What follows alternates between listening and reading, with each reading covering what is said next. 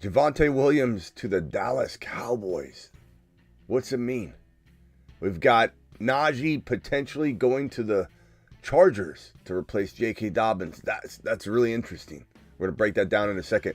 We got Aaron Rodgers still deciding New York, Pittsburgh, New York, or is there some other crazy situation going on? We've got more news. We've got all kinds of stuff to go over. We have to go over the Jets landing Justin Fields. Absolutely fantastic. Let him cook.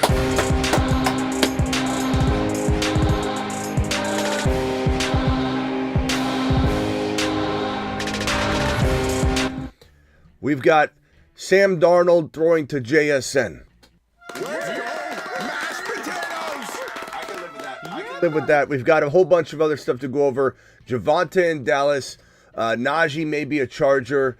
Aaron Rodgers probably a Pittsburgh Steeler. Let's break it all down. You can call in. We can discuss anything that's happened today during the free agency period or yesterday. Yesterday was almost just as big of a day with Devonte Adams going to the Rams. We got Cooper Kupp going to be released by the Rams. Where's he land? Does he go to Jacksonville? Some say he might. Does he go somewhere else? We'll find out. The Fantasy Football Show. The Monday through Friday, 8 p.m. Eastern. Monday through Friday, 8 p.m. Eastern. Time zone changed on us, so we're here now at this time. Some of you, it's the same time. Some of you, it's changed a little bit. That show begins right now.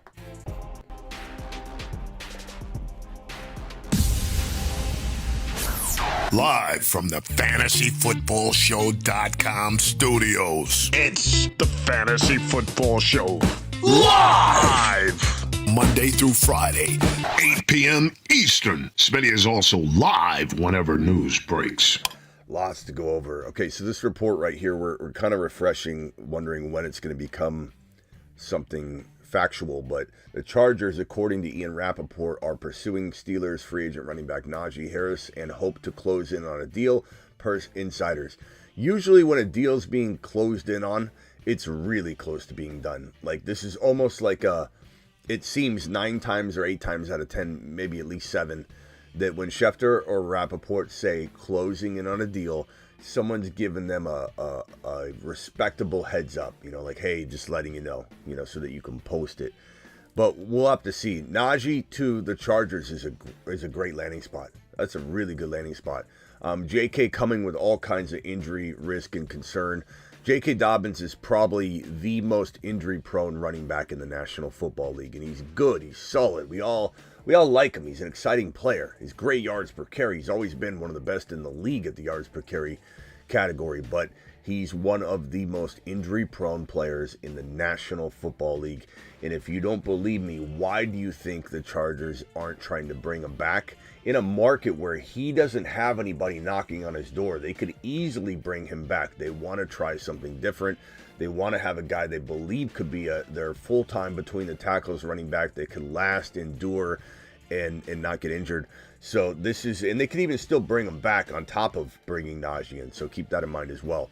But Najee Harris could be a Charger by the end of the day. Let's talk Javonte Williams, because this one is, we all know and we all love Javonte. Okay, Javonte is a good player. Now, the general feeling around X and comment sections everywhere where this is being posted is, what a joke. Can't believe the Dallas Cowboys. What are they doing?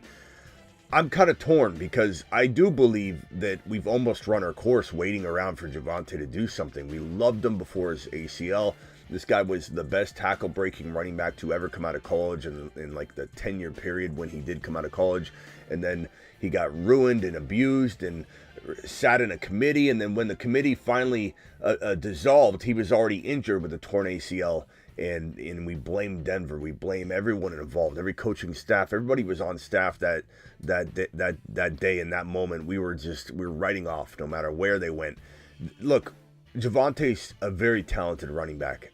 And this max $3.5 million deal with the incentives, 1-year deal, $3 million deal with the $500,000 in incentives.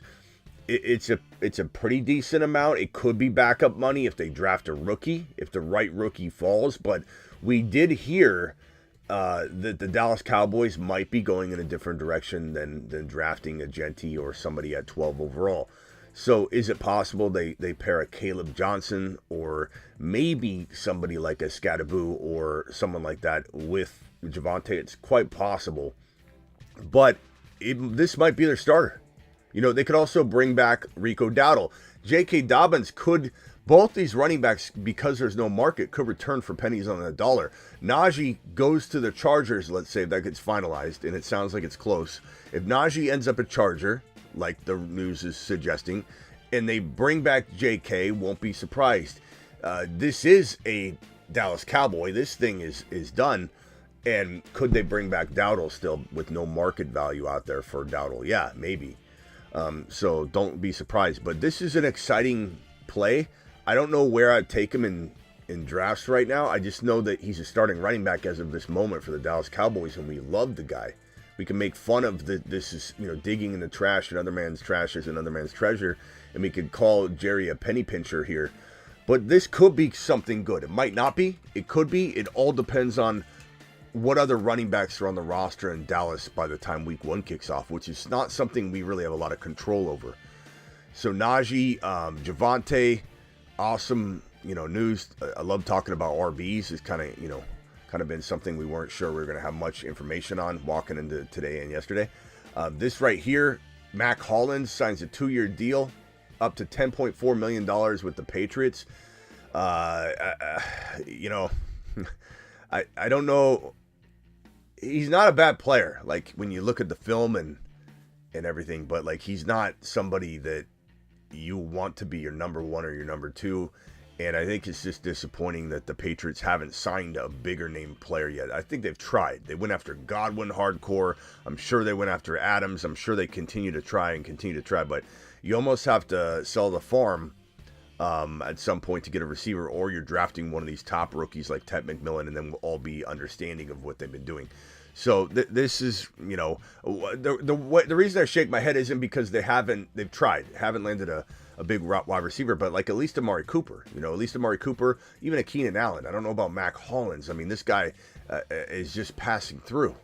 Like his stead in the NFL is a small blip on his longer journey in life with no shoes and you know, at least you save on equipment because, you know, there's no filling his locker with, you know, shoes and socks or anything. So you get to save on that aspect.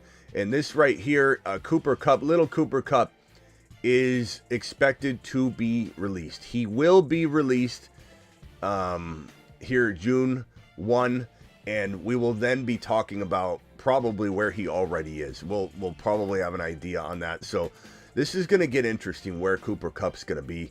Lots of landing spots could emerge if I just, you know, gander around the league real quickly and just try and cook some up. Buffalo could be a good spot. I think the Texans come into play here because they haven't, you know, really replaced their situation as much as I think they could. Texans are a team that could be looking for that extra player. I think Kupp in Baltimore could be interesting. I think Kupp in LV could be interesting. I don't know that I love that as much as, you know, one of these other locations because I want Bowers to be the lone guy. And I know everyone loves Jacoby Myers, but Kupp in Jacksonville, you hear a lot of whispers about. That could be interesting. Kupp in a location like, you know, Dallas would be intriguing. Kupp in San Francisco, who's done nothing today but lose players. It's been wild. It's like San Francisco, everybody's asleep at the front office. What are they doing? My boys are in shambles because they're not doing a single thing. They're letting all their players get ripped from the roster and they're doing nothing. Seattle could, you know, who knows? So Cooper Kupp he could go anywhere. It's really endless, you know, possibilities when you start thinking about where Kupp could go because he's going to be very cheap and he's going to have his choice of where he wants to go. Probably will pick a pretty good offense, I'd imagine, but you never know. Look at DK. I'm not saying Pittsburgh won't be, but Pittsburgh has no quarterback. It's cold weather, and DK supposedly wanted to go somewhere with a good quarterback in warm weather, and so everybody's making fun of that today. Giants, Darius Slayton re-signing a 3-year deal, $36 million with the Giants. That's good news, really good news in the sense that, first of all, he's a decent receiver, okay? Second, this is a lot of money, so it sounds like this is who they want to be their number 2, and that means that Neighbors will be safe in terms of not having some big name wide receiver next to him. So that's fantastic. That's like the BT treatment. You want BT to not have a big name player. We didn't want to see DK in Jacksonville next to BT. We don't want to see Tet McMillan in Jacksonville next to BT. We want BT to be the big dog on campus. Wow. San Francisco are doing fine. We're doing fine, Smitty. We're doing fine. Where's my paper bag? We're doing fine.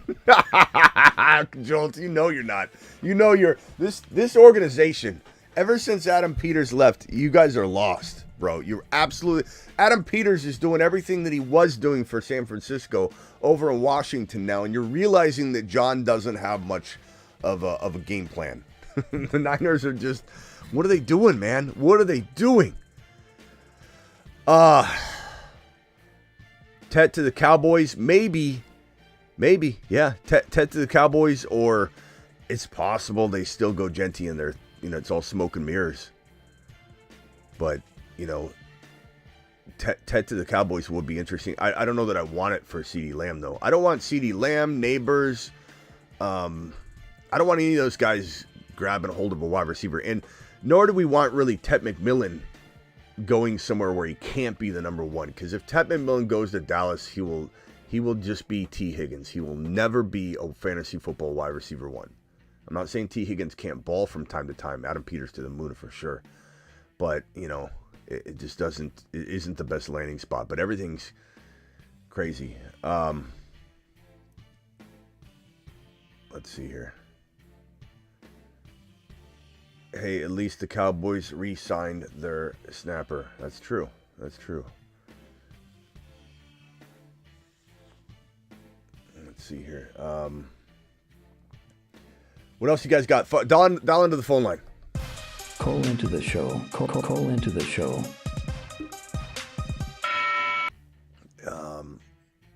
I know YouTube don't pay at all. It doesn't? Okay. I guess I don't do well, according to Mr. Blue. I know YouTube don't pay well at all. I can donate some new clothes. Mr. Blue. Mr. Blue, this is what your mom likes me to wear. So I don't know what you're talking about, but certainly drop a super chat. Help me help you. Okay? Appreciate you. BBQ, are the Niners going money ball this offseason? I don't even think they're going money ball this offseason, BBQ. I really don't. I thank you for the super chat. Thank you for the clothing donation. Crazy, man. Crazy. Bruce, you're on the phone line live, bro. What can I do for you? Hey, Smitty, I may have missed it, because I was with my mom earlier. What do you think of the Browns trading for Kenny Pickett? Is that going to be their young future quarterback? No, I don't think so. It's weird that they traded for little hands Kenny, but it's, I don't know. I don't think it's anything to look at there. He hasn't proven anything. Kenny Pickett ain't being anybody's quarterback, bro. He's a backup. Yeah. Little hand Kenny. I think he's got 7-inch hands. And then, what do you think of Miami Mike's quarterback backup to Tua is Zach Wilson? Yeah, Zach Wilson. I think that's a Miami Mike McDaniel move. Zach Wilson as your backup quarterback is one of the dumbest ideas that Miami Mike McDaniel's had yet. This guy's going to be fired. He's going to be fired by the end of the year, I think. Unless he somehow, let's say Tua stays healthy, and you guys know how much I love, this offense when it's firing. But if Tua stays healthy and Tua ends up having a successful season, not just a good one, but you have this Houston Texan mentality of their passing attack for 2023, and you got Bobby Sloak over there now, and he's able to get Tua on track. Miami Mike hands off some of the decision making and some of the play calling or whatever, and we haven't heard a lot on that, But Miami Mike is such a bad coach. He's such a bad coach. He's such a good scheme artist and architect of an offense, but he can't even manage the clock. He can't even manage the play clock, the timeouts. He can't manage any of it. He's incompetent with all that stuff. And to not understand your quarterback room, to think, for any coach to think Zach Wilson is worth bringing in and isn't just a problem, like he's just a problem. He's got talent. He can make a play. You know that he can make a play. Sometimes Zach Wilson will make a play that everybody goes, wow, that was a great play. I admit that. But he is a problem. He's never going to get you from point A to point B at the end of the day. And if you bring him in to be your savior when your quarterback is shaky anyway, you don't get aggressive and trade for AR5. And you can make fun of AR5 all you want. You could come in and say, oh, that's a real great plan, Smitty. It's a much better plan. Take at least a stab in the dark. AR5 is available. Joe Milton from the New England Patriots is available. Trade Malik Washington and something else to the Patriots and try and figure something out. Draft picks, whatever. Give him a receiver like that and a draft pick and get Joe Milton in to back up your quarterback just so you have a plan. Zach Wilson's not a plan. You might as well run the Wildcat without a quarterback if Tua goes down. So he's going to get fired. If Tua gets injured, Miami Mike McDaniel's going to get fired. It's just the way it is, and he deserves to be. Now, am I afraid of Achane? No, I think Achane did what he was supposed to do last year. He was remarkable. Am I fearful of injury or something at some point if Miami Mike doesn't have a quarterback? Yeah, like if we rinse and repeat last year where Tua's out and you're just feeding Achane, that doesn't have to do with his size. That has to do with just pure concern for your running back just being hammered at the line of scrimmage over and over and over. And Kyren Williams and Achane both got the same treatment in 2024. Our offense needs to lean on you a little more than we ever expected. I'm sorry. Go have 4 yards of carry instead of 5, but still do your job. They both did their job. And, oh my God, Smitty, they're going to get injured. Did Achane or Kyren get hurt last year? Let him cook. I don't think so.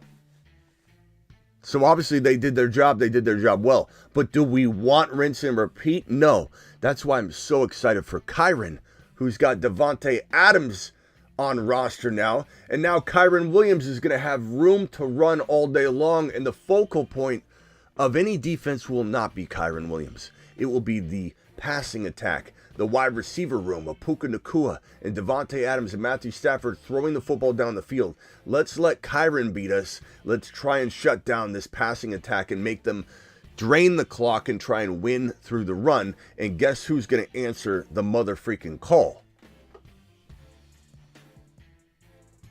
He's Kyren. He's 7 feet tall, and he knows how to handle a ball. The guy's got, look at the guy. He's got a lightning bolt birthmark on his nose. Look. He's Kyren. He's 7 feet tall, and he knows how to handle a ball. But anyway, Miami Mike McDaniel on the hot seat. His job could be saved if Tua stays healthy somehow, bro. And who knows? All right, hold on, Bruce. Travis, you're live. Yeah. So I think with the Patriots, they're going to be drafting mostly offense. Obviously, they're built their defense up about as much as they can. I wouldn't be surprised if they could, go after one of the veteran wide receivers. But I was going to ask. I know it's not likely, but hearing Vrabel talk so much about running the ball, and the chances of them getting a legitimate wide receiver one are almost slim to none. Do you see them in any world where they would take Genty? Do I think that they'll take Genty? I'm sorry. Do you see a scenario where the Patriots take Genty? No, none. I know it'd be fun. I wonder a little. I don't Hampton think maybe, but they're more likely to take no. one of the wide receivers or even more. Yeah, no. But Yeah, I don't see that. but just hearing Vrabel talk so much about running the ball. I mean, Ramondre's all right, but Is that better, guys? it's not a sure thing. They're going to have to draft. Is that someone. echo better, guys? Everyone's saying Travis is echoing like crazy. Is that better? I turned it down there at the end. Sorry, I don't It know. might have been my speakers What's going throwing a little on? reverb in there. Let me know if that sounds better. I would say the Patriots have almost zero chance of drafting a top 2 running back. Like, will they take somebody? Yeah, but they just gave Ramondre new money. Bruce, can you talk real quick? Just say something real quick, Bruce. Guys, is Bruce echoing? Yep. Go ahead, Bruce. Yep. There's something longer than that. What do you think of Javonte's new landing spot? Yeah, is Bruce okay, or is it just Travis? I just want to make sure.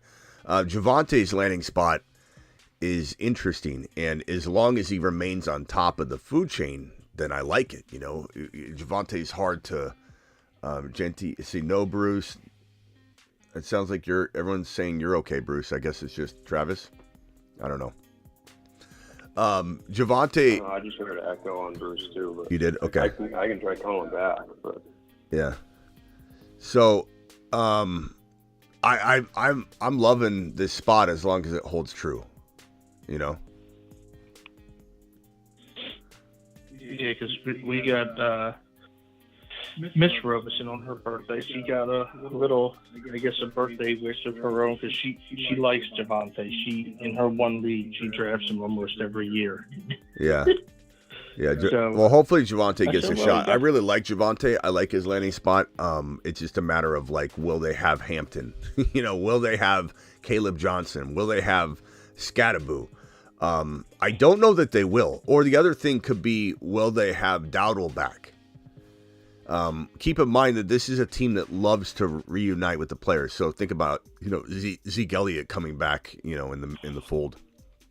So I think there's definitely some opportunity for Javonte if he gets the starting job. I really like him. I think people have written him off. It's really easy to kind of be like, I don't like you anymore because you haven't done anything for 2 years or a year. But this is his last chance, man. You know, but this is a good landing spot for Javonte. This is a great opportunity. So I'm excited for him. I don't know how many, like if I'm drafting him at near free pricing, sure. Like right now, I think he'll climb in ADP, but he's probably still going to be really, really deep into the double-digit rounds. You know, so I'm taking him a lot probably. Just take a stab. I like it. But yeah, as far as like Naji too, if Naji ends up as a Charger. Here's the thing: is I don't really love Najee. You know, I think he's kind of slow. I think that there's some intrigue here. I think he's more durable than JK, so that's good. I think he has a better shot at playing a full year than JK would if JK even returned. So that equals more points. I mean. But I'm not like the biggest Najee fan right now at this point in his career. But this isn't a bad move. And the offensive line, the way they want to run the ball, this could be pretty good. You know, it could end up being a pretty decent result for sure. But I'm just not like the biggest fan of Najee. Like if they would have landed like Scattaboo or Hampton in the draft, I'd be very, very excited. You know, about. I still wonder if they could take someone like that. Or I wonder if it opens the door for Vidal to get some work too, because they seem to like him, but he never quite could crack it last year with all the bodies. Yeah, we'll have to see. But this is going to be a wild ride. But yeah, Javonte. Let me go over to Michael from San Diego real quick. Michael, go ahead. You're live. Hey, what's going on, guys? What's up? Just wanted to get your thoughts on the Green Bay Packers being pretty quiet this evening. I mean, I thought they were going to go after a wide receiver one. They were saying that's what they needed, but I didn't really see any movement. So, bro, your thoughts on that? The Packers and the damn Buffalo Bills in their wide receiver rooms. Like, what, are they allergic to wide receivers? Like, what is the deal? Why did the Buffalo Bills? This is like one of those stand-up comedian bits you do. It's like What's up the Bills and the Packers wide receiver room? Am I right? Am I right? It's like, what are we doing? It's the oldest, dumbest joke in the book, but like, what is up with it? Does anybody know? Why are they allergic to going and getting a number one wide receiver? Why are the Buffalo Bills, who are this close to becoming a Super Bowl champion, and they save money on Josh Allen's deal? Josh Allen says, hey, I could take 60 for myself, but I decided I'm going to just take 55. Let's leave a little meat on the bone for someone else. And let's bring in, Palmer? Let's bring in a guy like that. Or Duvernay. That's somebody who's next on the list for the Green Bay Packers or the Buffalo Bills. I just don't get it. I don't get it. Do you think the Bills are Josh Allen's trying to get Amari Cooper to come back? I don't know. Why would he? What did Amari Cooper do that Josh Allen's gonna be able to get that guy back? Yeah. Maybe let's start what we did. What do you think the finish? Packers' chances are for Cooper Kupp? Yeah, like that, but that's what we said at the top of the show, that maybe Buffalo takes Kupp, and then we're like, okay, maybe Green Bay takes Kupp, and we say, oh, okay. But right now we're throwing our arms up because there's one option left, Cooper Kupp. And, if we go to this board, actually, I got to update it, the free agent board. You've got Amari Cooper, you got Keenan Allen. Let's see here. Who has been raptured from this board so far? You got Gesicki's gone. We got Naji potentially on the way out the door. Javonte is off the table now. I'm going to put Javonte right here and put a little dollar sign over his mug. Let me see if I can grab this. Hold on. Now, this doesn't all become official on Wednesday, right? Well, yeah. You could all say, you know what? I mean, yeah, there are some things that are, kind of pending, but in things, changes have happened before, but some of it, can unravel, but not everything. Let's see here where we have JK, Naji,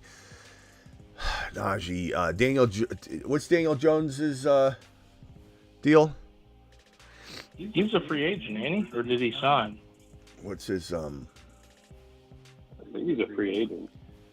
But he was closing in. I forget where it was. So Daniel Jones. It was either the last I heard, it was either back with Minnesota or the Colts. No, there's something else, I think. Those were the two teams that I heard. Mitchell signed. Where's Daniel? Does anybody remember where Daniel Jones was closing in on? Maybe Bruce is right, but Darnold. We got Darnold. I saw one with the Browns, but that's the last one I saw. Fields. Daniel Jones. Okay, so this is all kind of shaping up nicely. All right, Fields, Darnold. Yeah, Fields is. I'm the most excited about Justin Fields. Steelers? No, there was some other landings, but that's all right. Don't worry about it. I don't really even care. Oh, Palmer's gone as well. That's a good one. I didn't see that. Where's Palmer? There we go. Yeah, let me put a little dollar sign over Palmer. Whoa. Yeah, Whoa. What's up? No, sorry. I was pasting something. I was just gonna say the Palmer thing just doesn't make sense because, like, obviously they have Coleman, Shakir, and then they still have Curtis Samuel, and now Palmer. It's just so much, middle of the road type guy, decent guys. Like Palmer will be good, but again, it doesn't take you to that next level. Yeah. God, the Commanders, I'm so proud of the Commanders. I'm so proud of the Jets. I'm so proud of so many awesome, teams that make what's this? Giants. This just in, Russell Wilson market and free agency beyond the Giants is considered flat. Well, that's kind of what you remember all the heat that I was taking and that we were kind of taking as a show after the first game that Russell Wilson played when he finally came back in the 7th game of the year, and he wins it, and Tomlin runs to the tunnel like a little schoolgirl. and he's so excited and jumping up and down and interviewed after, and people are like, how'd you know? That's why I get paid the big bucks, and how much heat I was getting. Russell Wilson can't find a job. I mean, we were right. We told you. Let him cook.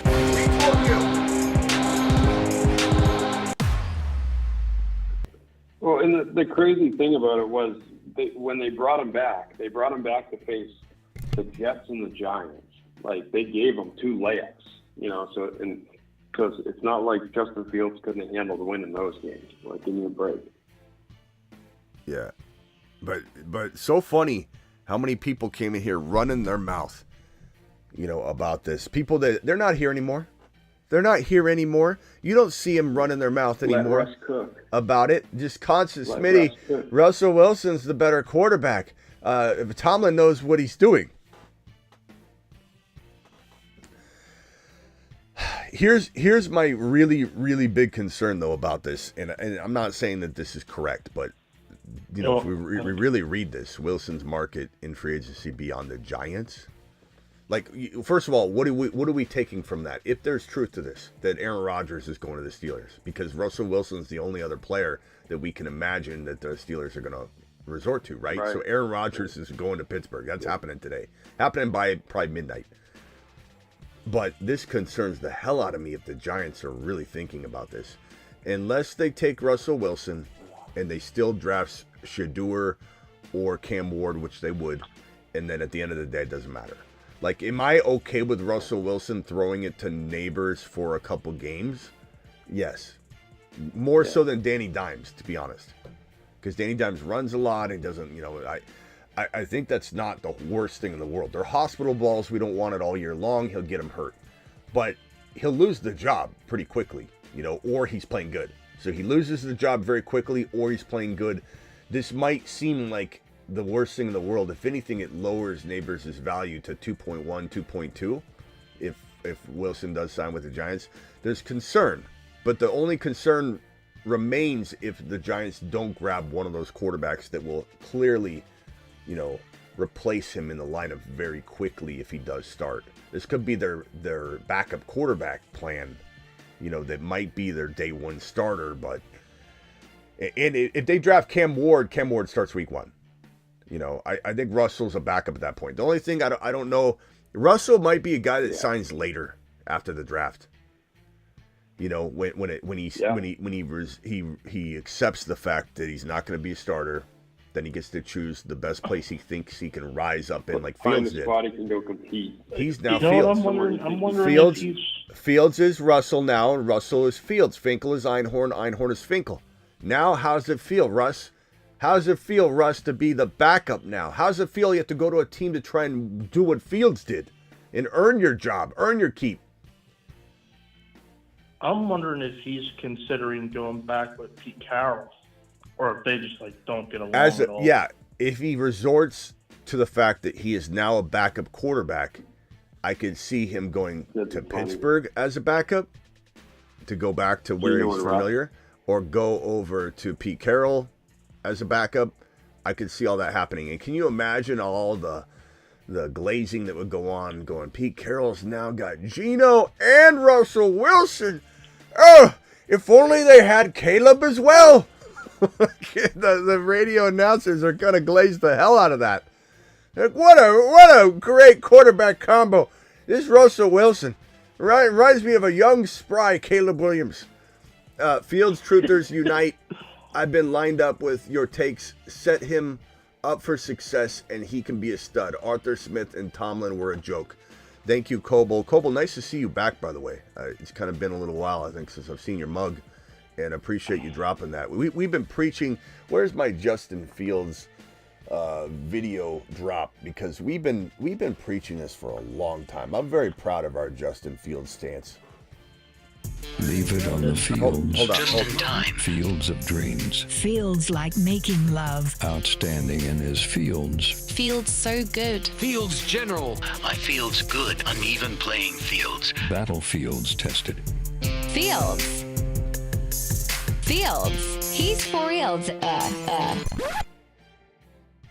Go ahead, Bruce. What were you trying to say? And happy birthday again to Mrs. Robeson, who, look, Miss Robeson's upside to this channel, her contributions to this channel are all baked in. Baked in, boys. Go ahead, Bruce. I didn't know this, but they were saying that Justin Fields and I'm the dumb one for not knowing, but Justin Fields and Garrett Wilson were college teammates. I was like, what? Yeah. It's rekindled, baby. That's part of the amazingness of this situation, bro. You know, is Fields goes to the most beautiful. Is this a good 3 now here? It's the most beautiful landing spot Justin Fields could have had, and we've been pushing for it for a while. And look at the board. I'm pretty proud of this board. Tennessee, Aaron Rodgers or Russ. I'm gonna probably get that one wrong. Pittsburgh, Russ or A-Rod. I'm probably gonna get that right. New York, Fields. Seattle, Darnold. New York Giants, I have trading up for Ward at 1. Sanders, I don't have a landing spot for right now because I'm just being honest. It's hard to know. Cleveland comes to mind, but Seattle takes Dart even with Darnold on the roster. Pretty good. We're smashing. We're smashing. Those predictions are pretty hard to make too. Miss Robeson to the moon. Predictions that we didn't get are the things that came out of the blue, like Coble. When I said Kenny Pickett got traded to the Browns, I was like, well, that's kind of weird. Hey, Coble's dropping a $2 super chat saying Miss Robeson to the moon. Go get B-Dayed, he said. So he's wishing your mom a happy birthday. James, thank you. Yeah, James, drop a $5 earlier crying about the New York Giants. James dropped a $5 earlier. So you did, and I didn't see it, James? Are you sure? I'm sorry about that. But what are you crying about specifically in regards to the Giants? You know, just that they haven't done anything. I mean, Slayton, you got back, and I don't blame you. You know, you watch a lot of these teams make some amazing offensive line moves, like the Bears. As much as we continue to keep ripping on Caleb, by the way. The Bears did do a great job doing the best, revamping of the offensive line they could. But the thing that Bears fans come in here and they think I'm going to just be like with my tail between my legs or something. It's so funny. The Bear, first of all, I was right the entire time last year. So for anybody to come crawling in here trying to one up me on the Bears or something, haven't you learned your lesson already? Now, do I think, and I've always said this, that Caleb can survive the league? Yeah, absolutely. Can Caleb become a Goff? Of course. And that's what Ben Johnson's going to make him into, a Goff. He's not going to try and make him into Patrick Mahomes. Some of you guys are so wild if you think this is a top 5, a top 5 guy.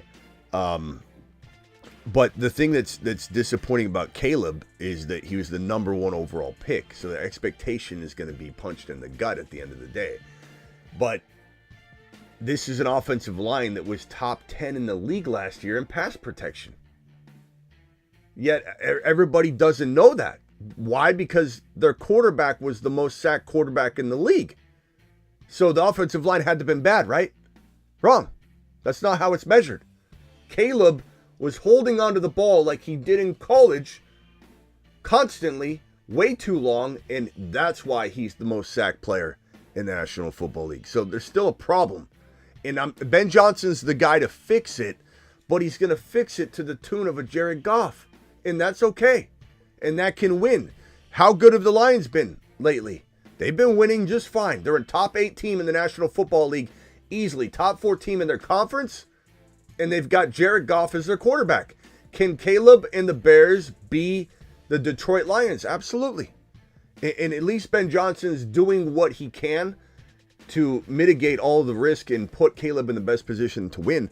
But Caleb is not a top 5 quarterback in the National Football League. As long as people are okay with that, then you're going to be fine and you're going to have a pretty potentially bounce back successful year. Do I think it's a multiple win playoff team yet? No.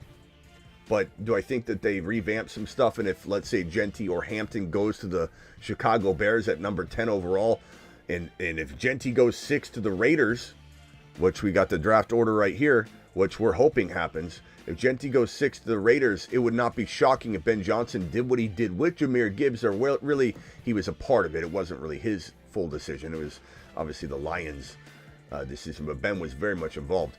Can you imagine Ben taking Hampton at 10 and shocking the world, much like Gibbs went really early to people, and not to us. We loved Gibbs. We would have taken Gibbs earlier than the Detroit Lions took Jahmyr Gibbs. But Gibbs went earlier than most expectations had him going. And so as for the Giants, I don't know why I got off on that tangent. Sign a guy coming off a broken fibula. Will probably waste a top 3 pick on a QB. Oh, James is talking about the Giants. QB this season isn't fixing this team. Your owner and Shine are kind of like oblivious, but I do believe that if you can trade up to get Cam, it'll be okay, bro. If you get Cam Ward, it'll be okay. They did a pretty good draft. I wouldn't get too upset until you see what they do with the quarterback.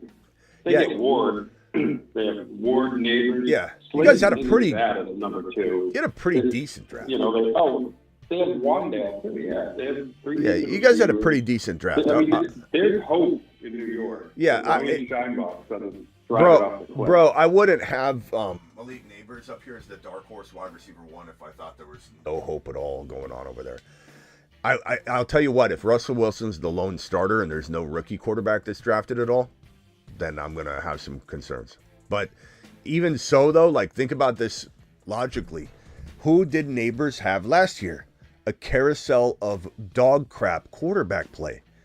So at the end of the day, if he can be a top, 7 wide receiver, top 7 to 9 wide receiver in almost any environment, like Russell Wilson's bad, but it could be worse. So I'm still not going to be down on Neighbors, even if Russell Wilson's a starter. I'm just sending him to the freaking moon if Cam Ward's a starter. So, James, don't be too upset. You got a good future there in Neighbors. At least it's not the NBA where it's like Neighbors is probably there for a while. It's not like someone's passing through for 2 years and then they choose to go somewhere else. Like you got a fun player to watch even if you're losing, bro. That's the way I look at it in Arizona. It's like I'm so excited to watch MHJ play each game. Although I don't really have any fandom left, to be honest. I really don't. I wish I did. I'm jealous of people that have fandom. I can't have that in my line of work. So I don't have any sort of loyalties when I'm in this situation. And so when I leave this situation, I'm still thinking football. I'm never from my analyst perspective. So I envy people. Kind of like they say actors have a tough time watching movies, because they're actors, and so they watch it from a different lens. They can never be really a fan of cinema and movies again, And so I enjoy movies so much. I couldn't imagine watching it and critiquing every little thing, So like from my perspective, it's hard for me to be a fan of anything. Let me go over real quickly to John. John, you're live. Hey, thanks for taking the phone call. Do you think What's up? the Chargers and the Cowboys are making the right decision by going and getting older players who may be on their last rung? And what do you think this affects their value in both redraft and dynasty? Specifically, Naji, and I think the other dude was Javonte Williams. Yeah, I don't know. I wish I knew, bro. I wish I knew. Ozzy says, haha, Justin Fields blow. Smitty, you have to let this one go. No, Ozzy. You read the room, bro. Read the Javonte room. ain't that old. Read the room, Ozzy.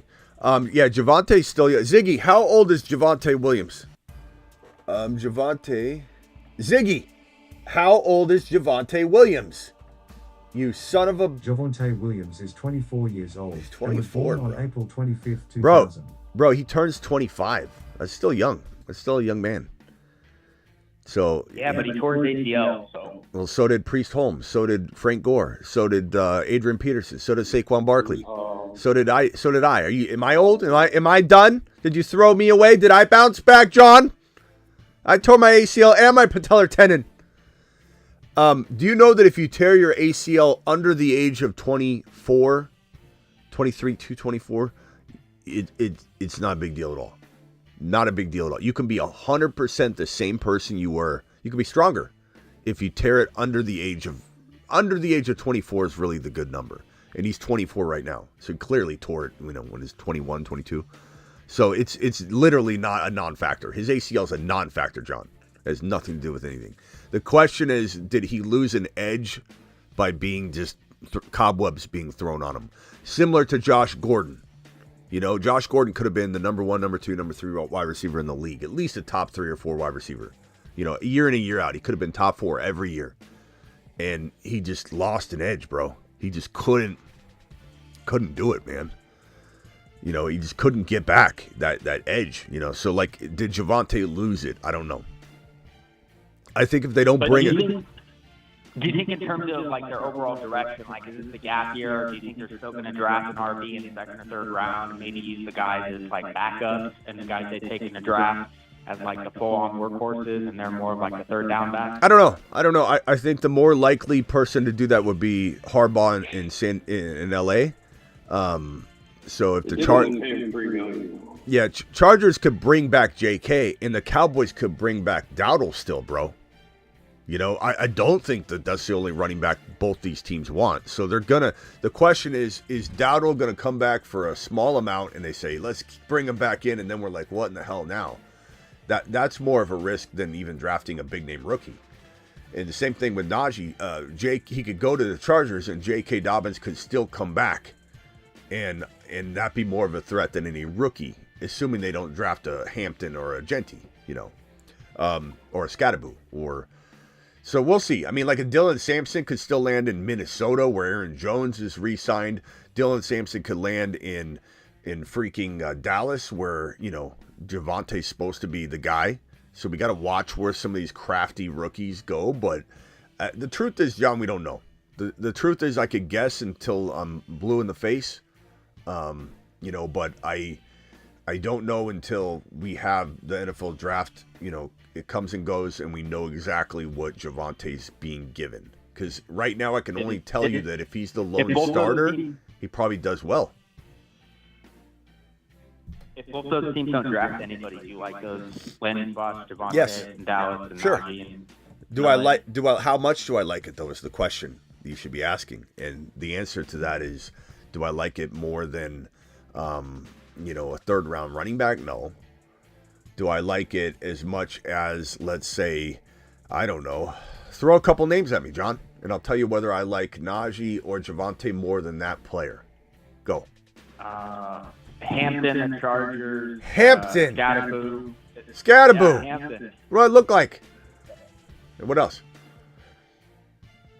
Anybody but the 27-year-old and the 24-year-old.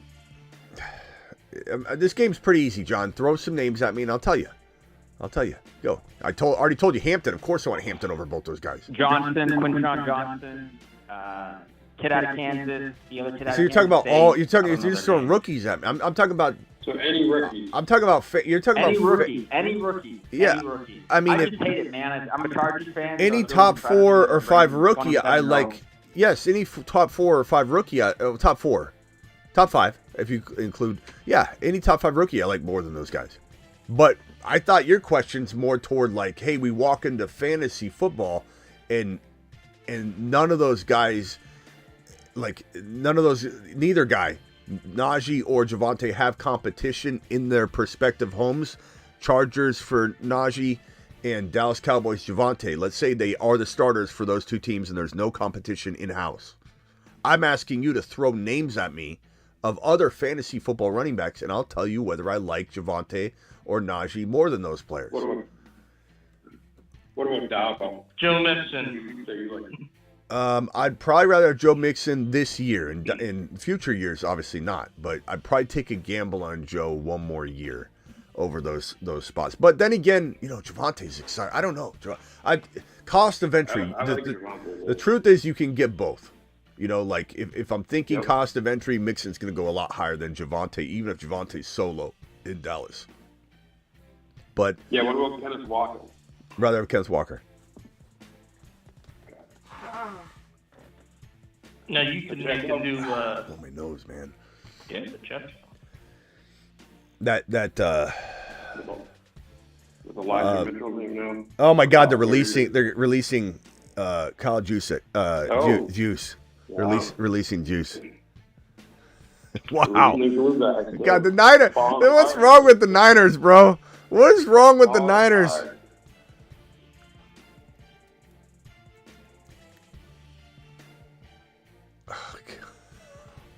Rabel's probably going to pick him up.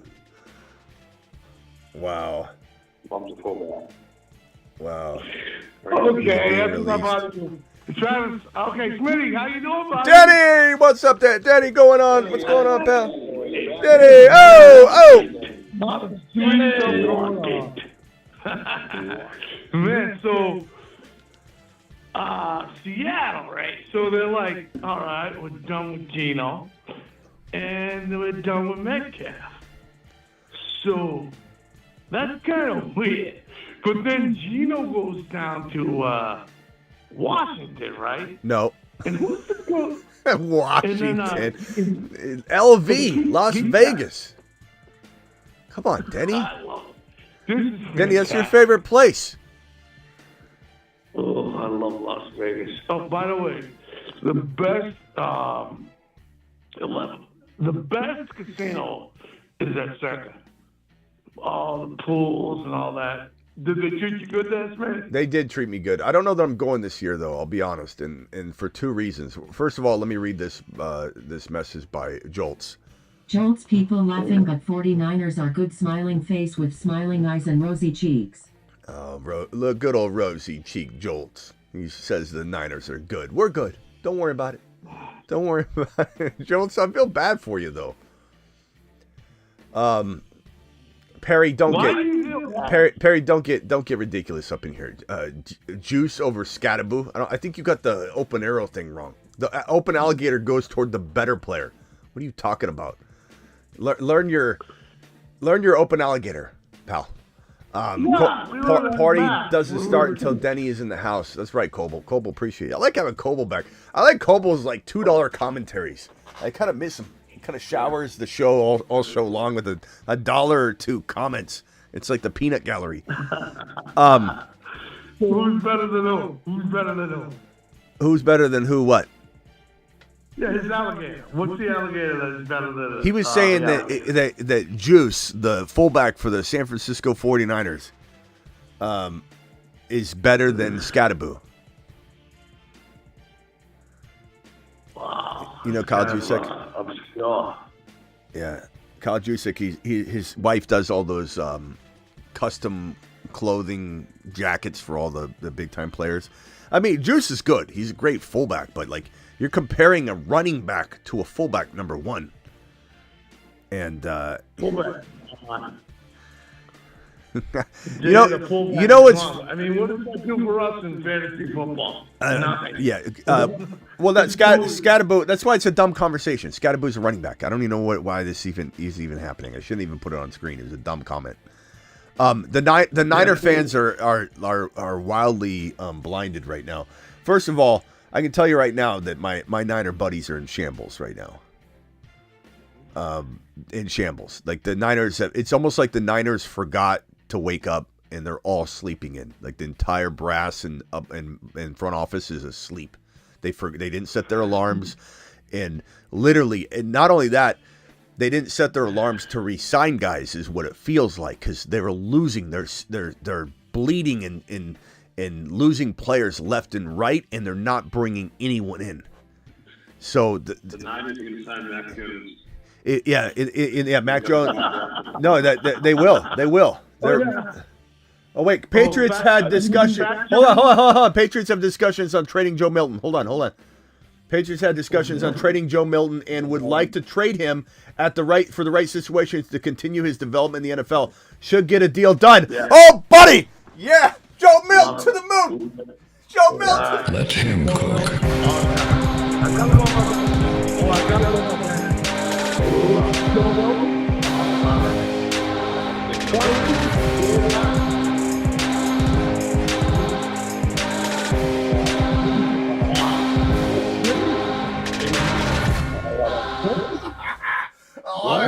I love it. Joe Milton, baby. Let's do this. Let's do this. That's my boy, Blue. That's my boy. Smitty loves Milton. Here's what I'm saying. Oh, man. I'm telling him on Wages in Dynasty. Listen, I'll take anything for him because he's gonna be like he's gonna be like who's that one? JR5. Who's the one from? I don't know. Hey, I don't know. Hey, Denny, AR5. Denny, I have a new. I have this rubber band that I have in the studio, and I did this move right now where I went like this, and I'm just leaning, and I think I kind of picture Denny and I on the Titanic, just hanging out like buddies at the edge of the Titanic. I think is what everyone was insinuating. And honestly, if Denny ever comes to the studio, that's the kind of relationship Denny and I have. We just hang out at the edge together on the Titanic. Well, this is yeah, I love Smitty Denny. Smitty talk when we're not even live. Smitty I need Titanic music when something amazing happens, and I get into a position where I think we need Titanic music up in this mug. That was the only thing I could do. I was so excited about Joe Milton. I'm like, let me do something new. Let me be Jack Dawson for a second. Okay. I like it. What do you got? BBQ. Prestige Worldwide. That's it. What's Denny doing? I feel like Denny, we're not running an 800 number here, a 900 number. What are you doing? What are you saying? What's that broad's name? You say that song? Denny, I don't know. Denny, hold on a second. Mute yourself, please. Denny. Okay, mute yourself real quickly. BBQ, thank you for the $20 hauler. Prestige Worldwide on the Titanic. I love it. We need to create some sort of scene for that. Michael from San Diego, what else you got, bro? It's a good place. Yeah, man. I saw reports earlier that George Pickens was potentially not safe from trade. Wanted to get your thoughts on that, just because they just paid DK $30 million, and George Pickens is on a contract here. So, yeah, what do you think about that? I mean, we've been talking about it like crazy. That I have a prediction with Ron Navy on the channel that I believe George Pickens gets traded. So I definitely think he does. What's I think the location? What location do you think? New England. They're trying so badly to get a wide receiver, and New England can't get one. And I think that they could address the draft, and they certainly can, draft a wide receiver at this number 4 pick. So Ted McMillan's in the cards. So like at the end of the day, they might solve it via Ted McMillan. And then we're like, why is everybody panicking? They had the number 4 pick. We knew they were going to potentially use that pick on a wide receiver, but they could go get Pickens too. Like, why do people think you can't go get both? Why? Look at AJ Brown, Devontae Smith, Saquon Barkley. Look at T. Higgins, Joe Burrow. Look at Addison and JJ. Look at J-Mo and St. Brown. There's sometimes you want 2 wide receivers for a quarterback to become a stud, and there's no reason why you can't have both. True. What do you think about Joe Milton to the Colts? I think if they get it, I think he takes the job. I think he takes the job if he goes to the Colts. But Patriots have had discussions on trading QB2 Joe Milton per Schultz report, but it sounds like a deal, according to that other report, is very, very likely. Let me see if I can find that other report here. Joe Milton. If you get Joe Milton, he can zip it, and the best thing he can do. If you're a Patriots fan, when they came in and won that last game, but Milton shocked himself, and then that brought him up to something nice. I like Milton. I like Joe Milton. I got Milton on my bench. What do you want? I'll take a second round next year for Joe. I'm telling you, he's not gonna. Can I make a bold statement? Let me make a bold statement, and keep in mind the context of this. It's a bold statement. Like, I understand what I'm saying. If it were a clear as hold hold on, Denny, hold on, Denny. If it were a clear as day statement, Smitty, I'm sorry. What am I cutting in? Finish him.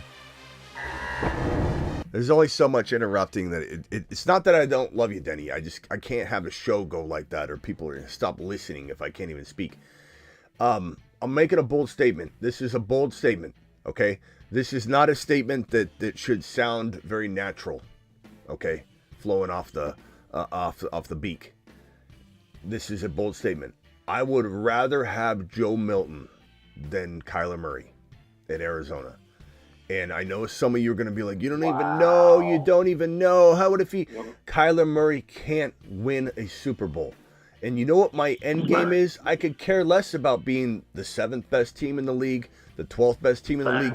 I'm not saying Joe Milton wins a Super Bowl either, but I don't know what Joe Milton is. I know I love him. I know his upside is monstrous. I know he could be the next Jalen Hurts. I know he could. He could. I didn't say he is. I said he could. What I do know for an absolute fact, Denny, I added you in silence, and you still are doing it. I'm trying to talk. Finish him. But what I'm trying to... So, Denny, I can't add you right now. I'll call back in 5 minutes. If I know that Kyler can't do it, what am I doing? I'm wasting my time. You know, we're wasting our time just going through the motions to be what? Team number 10? Team number 12? Team number 14? Denny, this is the last time. If I have to keep adding you, I'm just going to not add you. I love you. I'm never going to be mad at you, but I need to be able to speak. So would I do it straight up? No, because the market wouldn't command that. You wouldn't buy a $500,000 house for $1 million if it's $500,000. Like there's obviously some maneuverability here to get out of Kyler, get another piece, trade for Joe Milton on the cheap. But if I'm in charge of the Cardinals organization, give me Joe Milton over Kyler Murray every single day. I don't hesitate. I personally don't even think it's bold, but I know it's going to sound bold because it's a future statement. It's a predictive statement. But Kyler ain't winning a Super Bowl. So what's the point? What's the point? Joe Milton would be unbelievable in his starting role somewhere. Where could he play football? Let's go ahead and look at the NFL teams and just get a little bit excited. Cleveland would be very interesting because they could actually win now. They've got a pretty damn good team. And keep in mind that the Browns still have the number 2 overall pick, which if they traded for Joe Milton, they probably would move it down or take Travis Hunter. And so you give Joe Milton to Judy and Travis Hunter, or you move down, you take Ashton Genty. I mean, you got yourself Joe Milton and Ashton Genty. That'd be unbelievable. Let me see if there's more news just flying in here. Chase Young, 3-year deal, $51 million to the New Orleans Saints. That's a lot of money for Chase Young. Jeez. Okay. Wow. That's a lot of money. What else we got here? We got more news coming in. Got more news. Chase Young. Think about the Browns. They went for Milton, and then they took Hunter, and then they have a high second-round pick. They could take a running back there. Have Hunter and one of the top running backs out of this draft.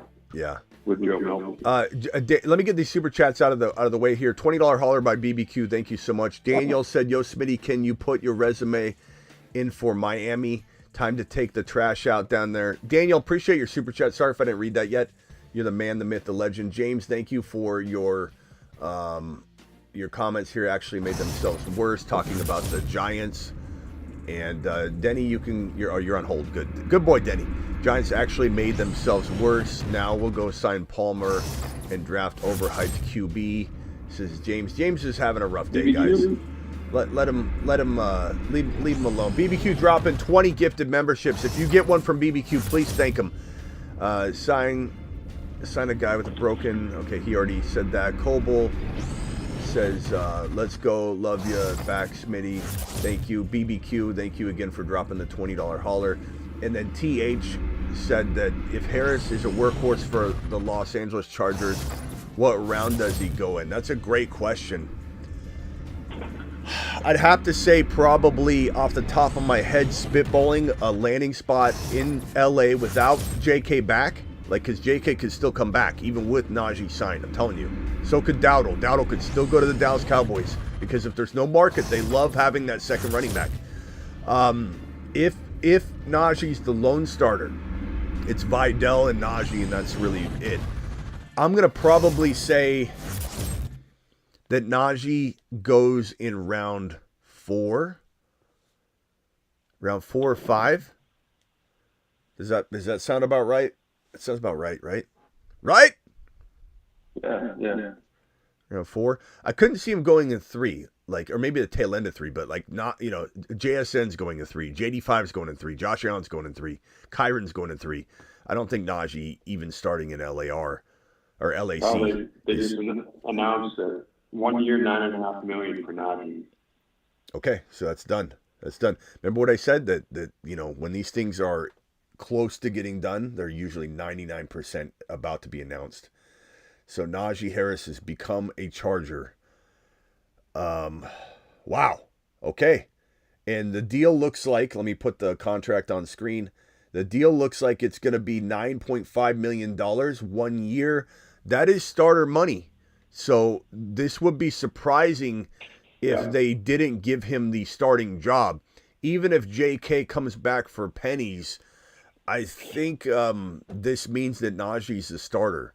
And the fact that they didn't bring back JK already at the same price tag, right? Like, JK would have signed this deal in a heartbeat without a market. So the fact that they didn't offer it to JK, but they offered it to Najee, means that even if JK were to come back, this is his starter. Otherwise, why would they pay him and not Najee, or and not J.K. Dobbins? So this is really interesting. I kind of like this because, I don't know, the reason I like it is because it's a good running attack system. It's they threw a lot more than they wanted to last year because they couldn't keep everybody healthy, and they were, there was injuries, they were falling behind, they had offensive line problems. I think there's a world where they become a very strong rushing attack, just like Harbaugh's used to having, brings it over from the college football model. And it's probably going to be a pretty decent year for Najee. He's kind of durable, He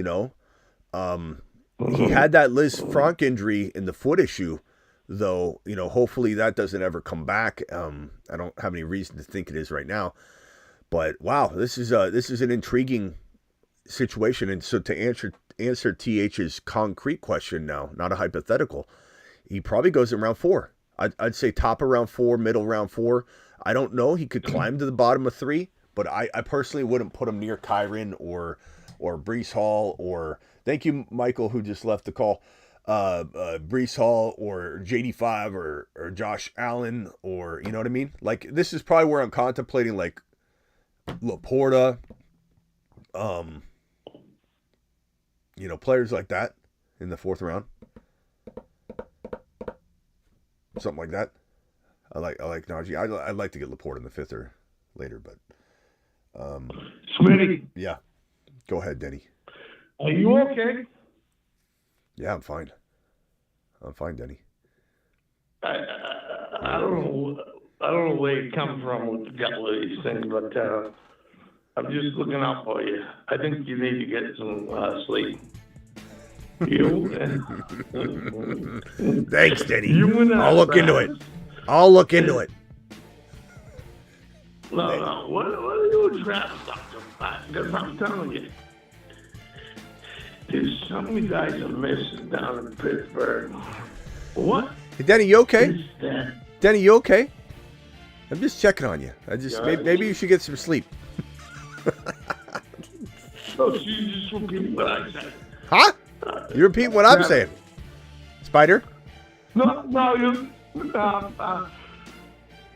Smitty's an idiot. Smitty's an idiot? I was just doing that thing when you repeat something. I didn't say that, though. All right. Anyway, neither here nor there. Phone line's open. Let me see what Rock Out's thinking. I don't even know if Rock Out's spoken yet. Rock Out, you're live, and then they'll go back to Denny. Go ahead, Rock Out. Rock Out. What about the Commanders going in with Tonsil? Yeah, bro. Commanders are doing work, bro. They're doing. God, Adam Peters is. Adam Denny. Jalen zipping that ball to.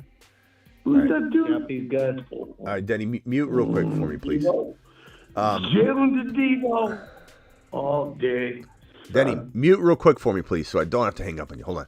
JD5, yeah, I mean, look, Adam Peters knows what in the hell he's doing. This is the best GM in football. I know Howie Roseman's, right there too. I'm not saying that one's necessarily better than the other. I could come in and argue that Roseman's the best GM in the league. I could come in and argue that Adam Peters is the best in the league. But what I do know for a fact is there's a tier break after those two gentlemen in terms of being GMs in this football league. And God, Adam Peters is just making move after move after move. I think I have that clipping here, right here. Let me see if I can find it. Rockout wants to talk about Tunsil, but this is the kind of move that makes every fan base and every other organization just kind of like whimper. Texans receive a second and a fourth rounder plus a third rounder this year. Commanders get Tunsil, which is probably the most underrated, most dangerous move of this entire offseason, because you're giving this man, the biggest weapon in the NFL, an advantage over everybody. And they're already bringing in Debo, bringing in Tunsil. What do they do in the draft? Do they draft look, Adam Peters is so good at drafting. He hasn't even begun doing what he does best. The free agency part isn't even Adam Peters' wheelhouse. Free agency is what he does on the side. That's his side job, his side hustle. His full-time job is draft scouting. And so do they bring in, I predict, a Scattaboo, or trade up for a Hampton, or go get a player like Henderson? Trevion Henderson would be electric in this offense. If they do that and they one up and level up at the RB position, going and getting Ertz was smart. You guys know I love Ben Sinnott, and I still like him a lot. But this was smart. It's smart football. It's smart to get the second leading receiver for JD5, Zach Ertz, back on the roster. You bring in Debo Samuel. This team is they're my favorite to win the NFC. It's by far and away every year, and I've landed it 2 years in a row. I predicted the Super Bowl in September before the week 1 kicks off. 2 years in a row. And my prediction, I just buy both sides of that showing. So it was San Francisco and KC 2 years ago, and I just $20 on KC to win it and $20 on the Niners to win it so that I hedge it. And you do that in the beginning of the year, and it's $20 pays about $1,300 and $1,350. And so I won that in 2023, and I showed the ticket on the show, or talk about it. And then last year I did the same thing. I had the Eagles and the Chiefs, and I had the Chiefs winning, and I had the Eagles and Chiefs and the Eagles winning. And so I won $1,350 again, back-to-back years. My third year doing this is going to be the team. It's going to be the Washington Commanders. I don't know who yet. It depends on the rest of how it all goes down. Rock out, good question. Tunsil, amazing move. Washington Commanders playing 3D chess with everybody. One more question. Yeah. With the Titans getting Dan Moore as a lineman, do you think they're gonna go quarterback? Who go quarterback? Titans. Titans. You sound awful, man. Are you okay? Doesn't even sound like rock out. I'm getting there. Yeah, man. I hope you feel better. I don't know what the Titans are going to do, man. I don't know. Part of me is afraid they'll go Cam Ward. I think they trade the pick. I think they trade the pick to the Giants. That's what I have on the board here, at least. But I can't guarantee it. But I think the Giants, trading down to the 3 pick is very Tennessee like. Just leave us one of the players and we'll just take the leftovers. You know, that's like the guy in your fantasy league that never trades. He loves getting the 3 pick. That way he can just take the third best player. Whoever's left over, I'll just take him. That's the most annoying person in your league because they'll never trade. That's the person just loves to I like that. I'll take it as it comes. And, you know, hey, do you want to make a trade? Let's see how week 1 plays out. I'll trade you me. I don't look to do any trades until week 2. What if I let you rob me blind? I don't like doing any trades until week 2. That's the same person that would. You what? They let the board fall to me, and then they always say, "Why would I trade him? I just drafted him." Yeah, why would I trade him? I just drafted him. I drafted him for a reason. I just drafted him. But yeah, it's gonna be Titans are a trash landing spot. That's where Russell Wilson's gonna have to go. They're such a mess. They have like no direction, one way or another. It's like they don't know what money up in the air, and whoever it lands on, they sign.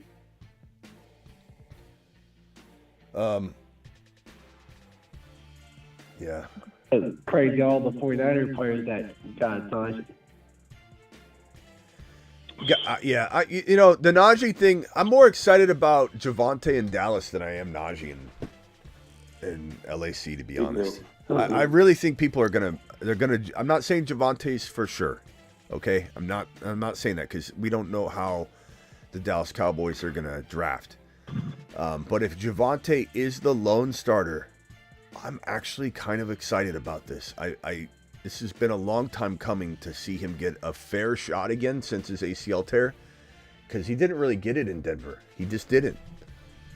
I'm going to be intrigued. I'm going to be intrigued to watch Javonte Williams maybe ends up really bouncing back and having a bounce back career. He's only 24 years old, man. I mean, he turns 25 here next month, but.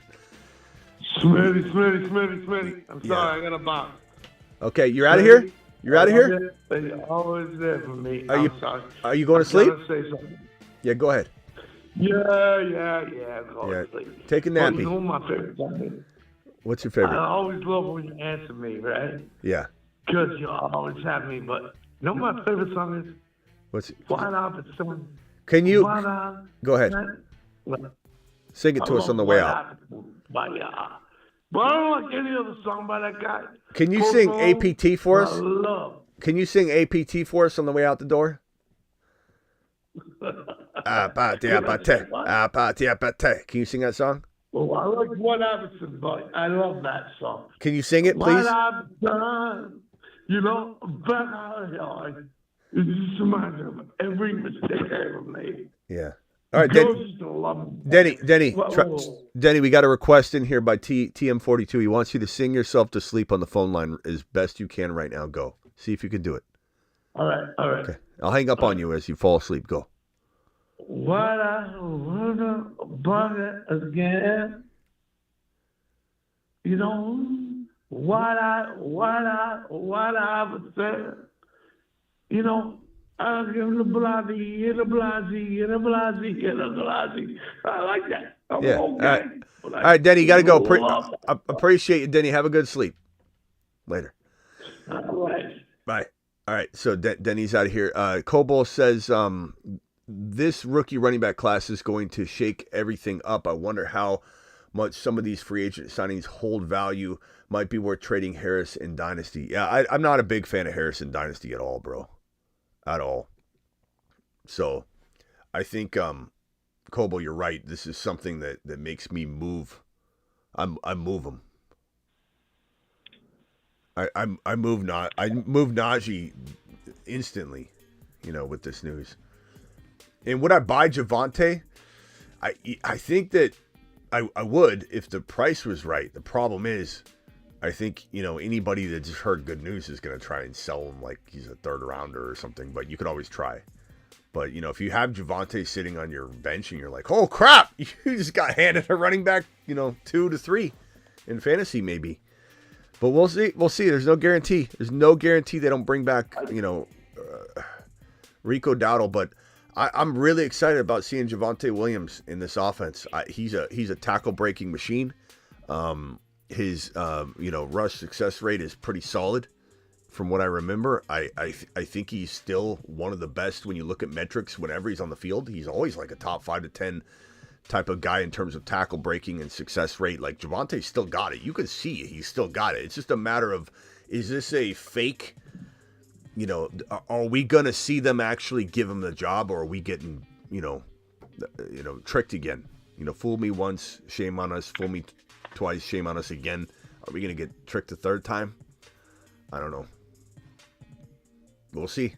It's exciting. He could be he could be a mid-season monster here on this channel. No doubt about it. Nick from Phoenix. Go ahead.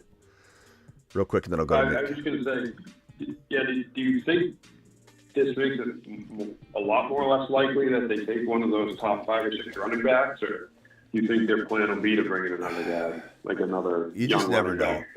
I could make up something and say, yeah, they're not likely, but it sounds like Genty's off the board for him, and they might go McMillan or something. But if they were to go offense, but I think that you never know, because sometimes you make these moves just in case your plan doesn't work. You don't want to be left with nothing. That's kind of what the Falcons did when they signed Kirk Cousins, which was a costly move. But they're like, if we don't get Penix Jr., we're screwed. And plus, this could be a good move. So, I don't know. End of day, I think Javonte is going to be a nice surprise, but we'll see. I wouldn't bet the farm on it just because I can't control what they do, but I really am intrigued by Javonte in Dallas, more so than most people. But yeah, trade Naji in Dynasty for sure. Because you couldn't really get rid of him. He's a free agent without a team. Now he's got a team and he's a starting running back. So the market just blew up on Naji. So take advantage of it. Might even wait a little bit, let it simmer. I imagine it's only going to get better, unless they were to bring back JK right away. But I think people might let people start talking about it, and there'll be a lot of people excited about the Chargers rushing attack. And you should be too, it's kind of a nice little running back to have, when you didn't have anybody. Najee wasn't on a team, now all of a sudden you're handed a running back situation, don't give it away for free.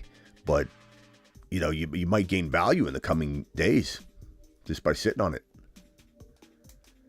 Let me go over to Nick from Phoenix. Nick, what's up, man? Hey, what's going on, Smitty? What's up, bro? I heard you earlier. You said what you'd pay for Najee, 4th, 5th round. Nope. I didn't say I'd pay that. I didn't say I'd pay that. I was asked where was the ADP be. Two very different things. I wouldn't draft him in the 4th round. What do I look like, an a-hole? Well, I'm curious. Where do you see Javonte going now? That he's with the Cowboys. What would you pay, and where do you think he's gonna start going in best ball? That's so tough, bro. Jeez. If I look at the rankings, my boy, and I pull them up, ADP will go up a little bit. Yeah, definitely is gonna go up. Definitely, because this ADP is near, I don't even know if he's drafted. It probably is, but that's how far down he is. He's 188. Yeah. So running back 58. So let me just look. Okay, he goes ahead of Mason, Eckler, Braylon Allen, Giddens, Harvey, Gordon II, Garendo, Algier, Corum, Ray Davis, Jerome Ford, Jalen Wright, Dylan Sampson, Rashad White, Trey Benson, Rico Dowdle, Spears, Neal, Bigsby, Cam Scattaboo. Boom. That's right where Javonte goes. He climbs all the way up to Cam Scattaboo, who is running back 37. That's like a monstrous climb. That puts him around 118, 80 in terms of overall, which 118 is right around 10 and a half. So my prediction is he'll be around 10 guy, 9 to 10. And would I pay that? Yeah, I would. Why would I pay that? Because, the names I just listed off, I like Cam more. I'd take Cam Scattaboo over him. I'm a big Cam Scatterboo guy. But after that, all those guys, I just lifted Javonte over. I did that. You know, I would personally do that. I'm not drafting Tajay Spears or a teamless Rico Dowdle or I like Dylan Sampson, but he doesn't have a home yet. Jalen Wright's could be something special, could not be. At least Javonte's getting all the work right now. So that's where I draft him. Round 10, be perfect. Yeah, I like that too. That's crazy to me how young he is. I think he's going to be a value in best ball for a little bit too. So. Yeah. What else you got, bro? Hey, Smitty, yeah, one last thing. Not as much fantasy related, but I'm curious what you think about the Cardinals signing Sweat to that pretty big contract. I like it, and I like it, and I you know, the realist in me doesn't really. I'm pessimistic about the Cardinals a little bit, but at the same time, I mean, it's a talented, you know, team. There's a lot of great talent on the roster. You know, it's just a matter of, is it coached right? I don't think it is. So I don't know. Yeah, I'm hoping he gets 10 sacks, and then I'm happy with it. So. Yeah, I mean, it'll probably be a good spot for him, like statistically, sure. But do I believe in the Cardinals? I don't know.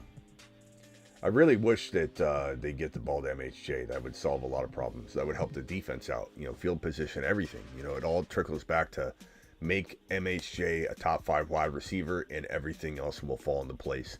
Don't make MHJ a top 5 wide receiver, and the Cardinals are a mediocre team. Plain and simple. There's no ifs, ands, or buts or any way around it. MHJ is getting 100-yard and a touchdown games. You're winning the game, or you're in the mix until the very end. So it really just comes down to that. But yeah, it's good. It's a good pick. I mean, it's a good signing. It's really, you know, solid. How do we feel about Jaylen Warren? No.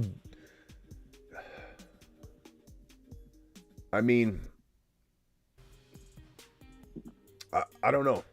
Right now, I'm not sure. The bigger question would be, what do the Steelers do at running back? Right, and that's draft someone. That's what you gotta, like, when you're making this call, think about what's gonna happen. And I don't think he's gonna be in this. He's gonna be in the same situation. They're gonna bring someone in. Could they take They could take Hampton at, what is it, like 20 or whatever they have? They 21? could, and Or do you think Hampton they could take someone later. He could definitely fall to that pick. I mean, he might go earlier than that. He might not, but I would say They could get aggressive and try to go after Genty if he drops into the teams. Yeah, I don't think he'll drop that far. Yeah, I don't know. If I had to guess, I would say he's gonna be in the same exact place, bro. The same exact place, meaning he's gonna have competition.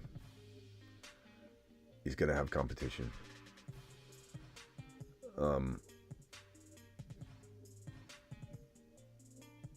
Yep. Would you say Marvin Harrison Jr.'s got to catch it first? He doesn't drop passes, bro. You're not even. You don't even know what you're saying on this, Santos. You heard it from somewhere. You're repeating it. Like MHJ, he doesn't drop the football. He's the hardest working player on the field. Every time he steps on it.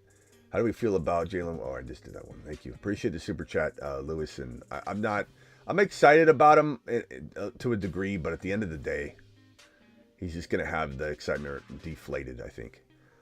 Dallas takes the top player still on the board in McMillan, who's 6'5", long strides.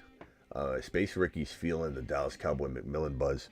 It's certainly out there. There's a lot of Dallas Cowboy fans that feel like that's where Jerry's going. And Jerry does, even though he doesn't spend money, this is not spending money. So he gets to go get a big, flashy player without spending money. I think you should go after Genty personally. Do I think that CeeDee Lamb gets affected by Ted McMillan? I don't know. I mean, the way I would probably try and explain this is like Adunze was better than Ted McMillan as a prospect. You can say whatever you want. I don't care. That's my take. My channel, my take. That's what I'm telling you. That's how I feel.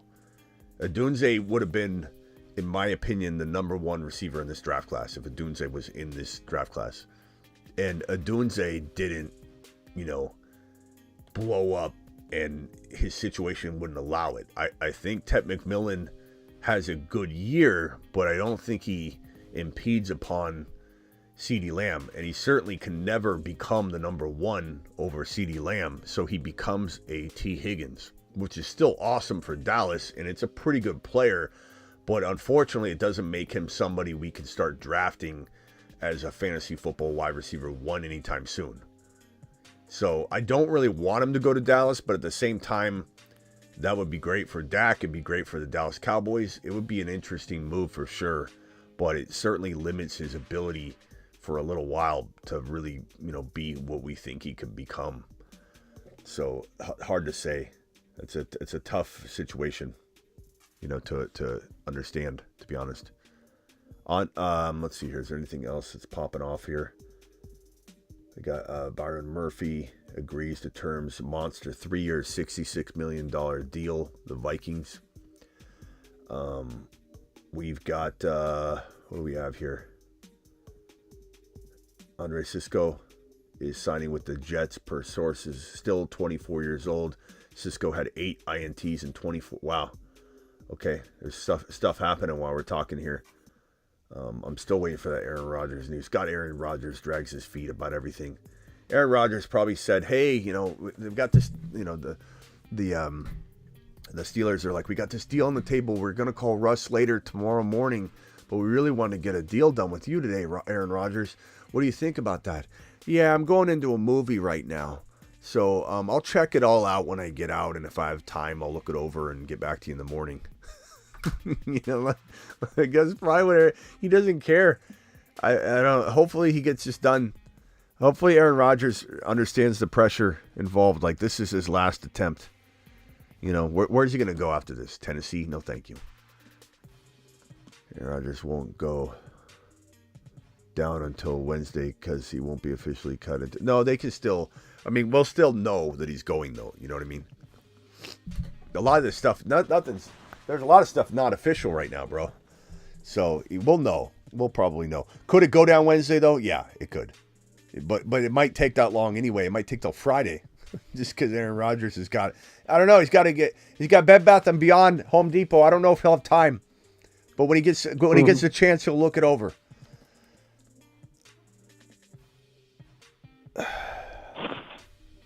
Crazy.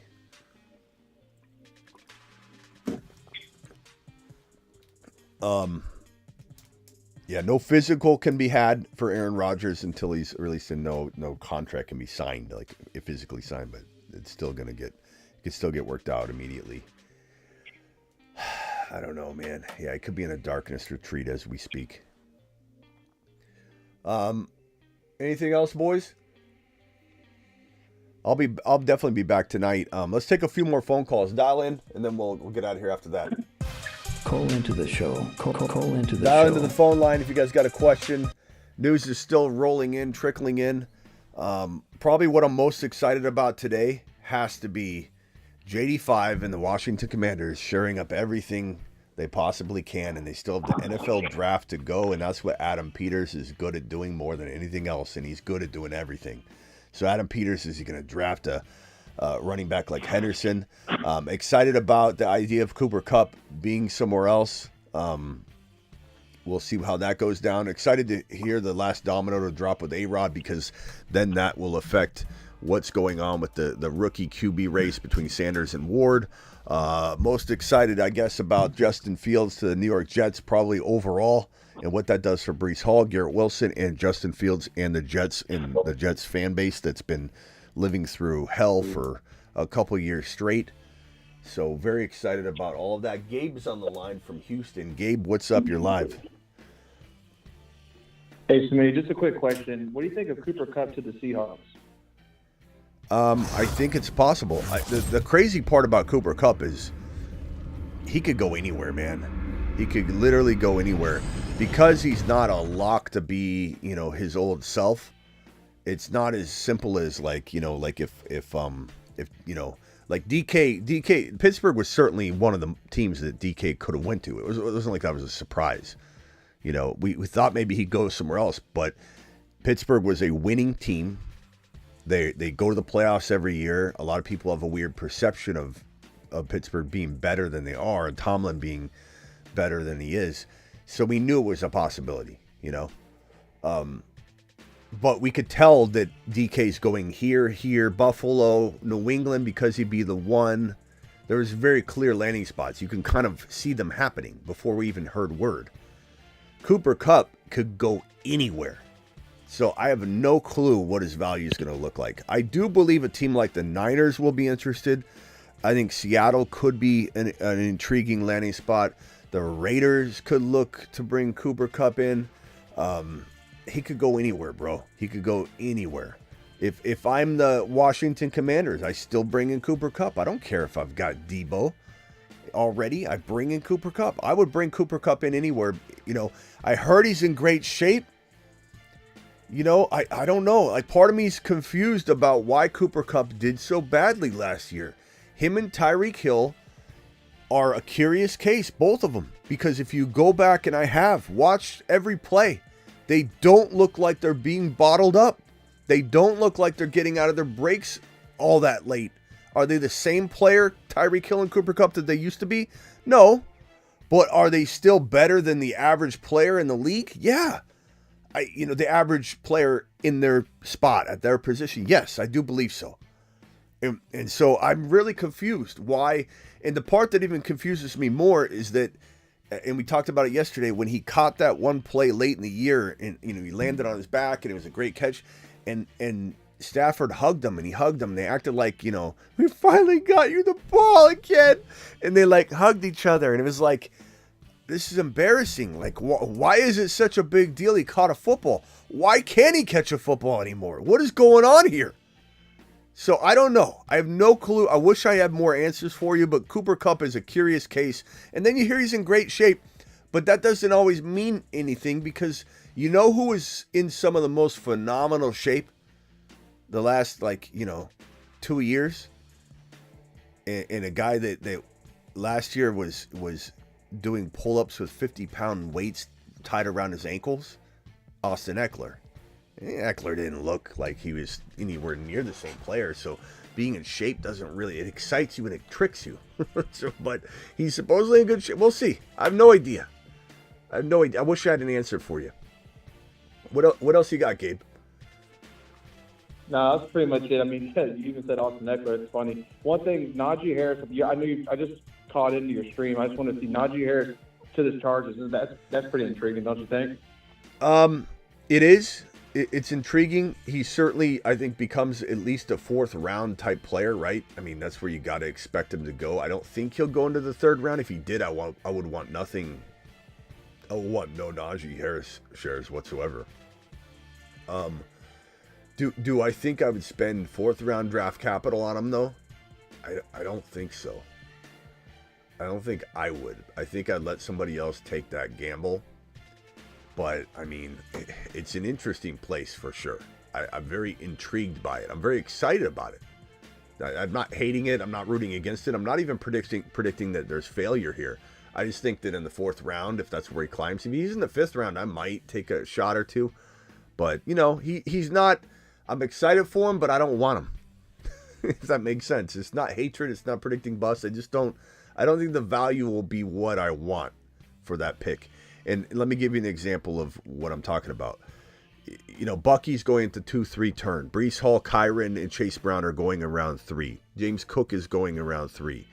Then you get to Joe Mixon, Chuba Hubbard, Marion Hampton, Alvin Kamara, Kenneth Walker, Travion Henderson, David Montgomery, Quinshon Johnson, or Quinshon Judkins, like those types. I'd take him at the tail end of those and feel very happy. Like Aaron Jones territory, Tony Pollard territory, Tyrone Tracy, James Conner territory. So if he falls to when James Conner is at the top of that, 24, running back 24, I'm all in. But do I take a gamble on a Monty, who I think is going to get 10 touchdowns? I'd rather have Monty. Would I rather have Hampton without a landing spot? 100%.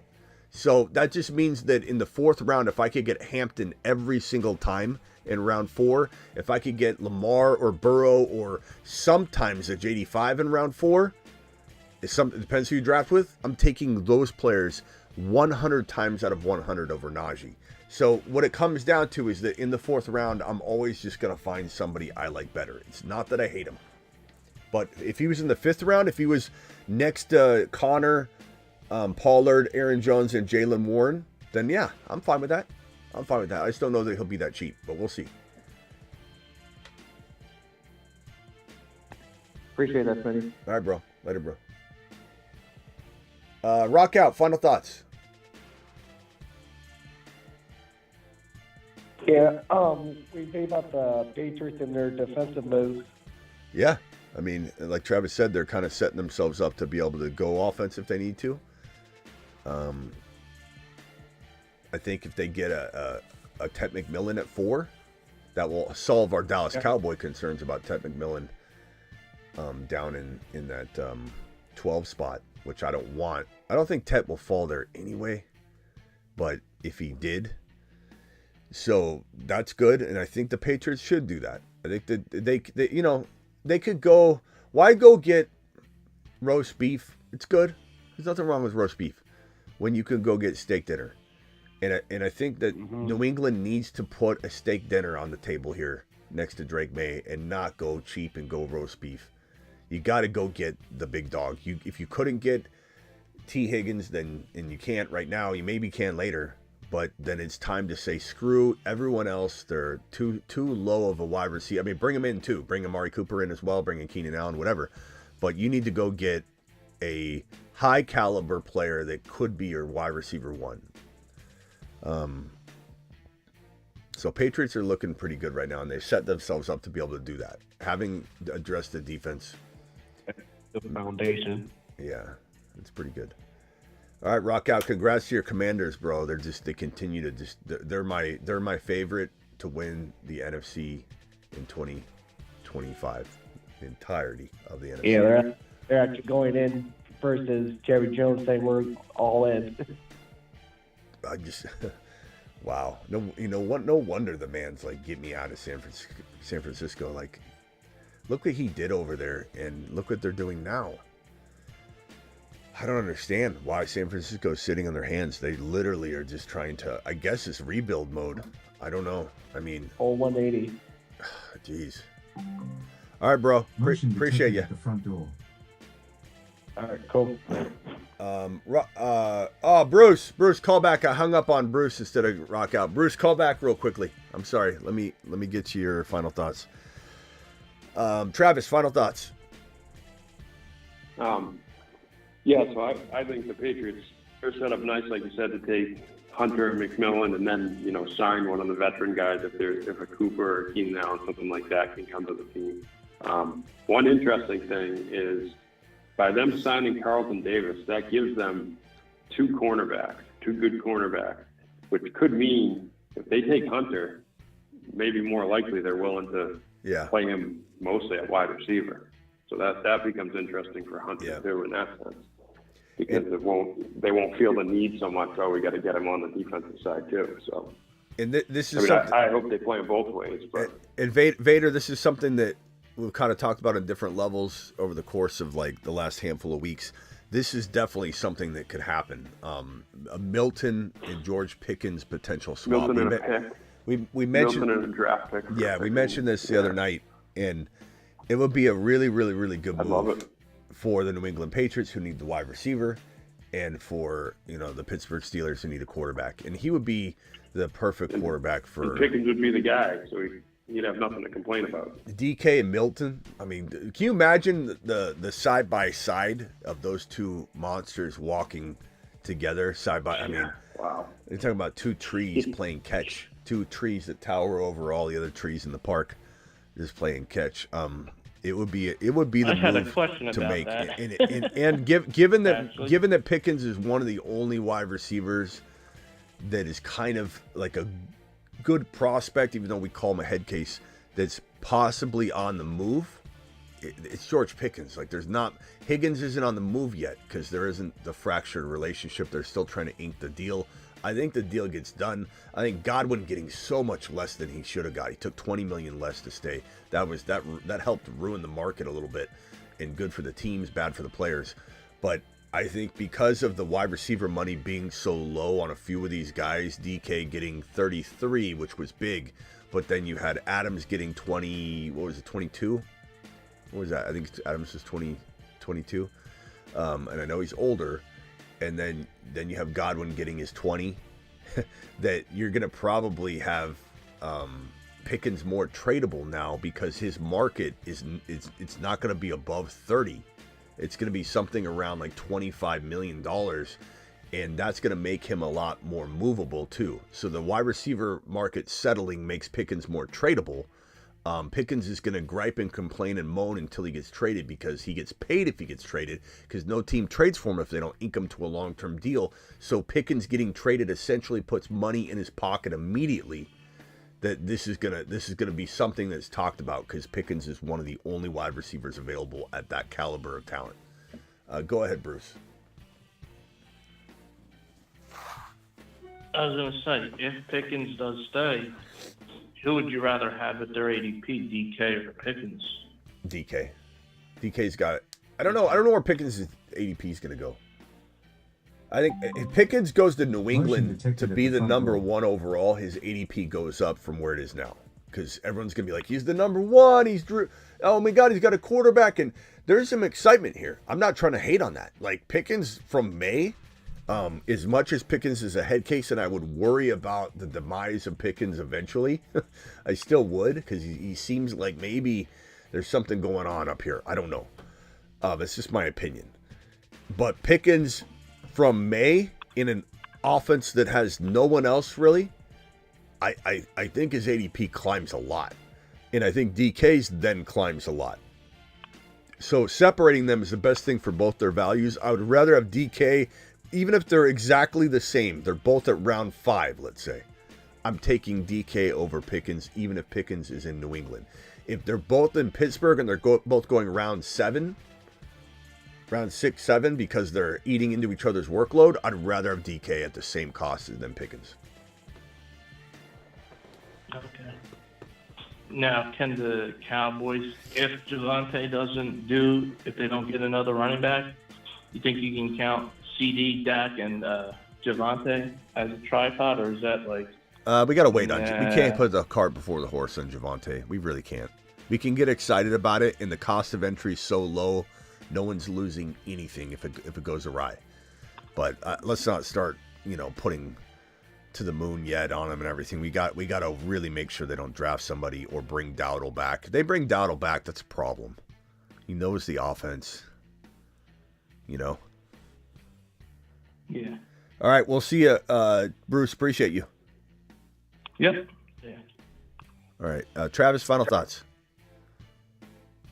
Yeah, just with Pickens, I know even some Patriots fans say, "Oh, we don't want him," but you have to be realistic. And one of the best chances to get a guy that has the potential to be a wide receiver one, cool guy, you still here? Is Pickens, and you got to get players in here with skill. And yeah, it could blow up and it could be a problem.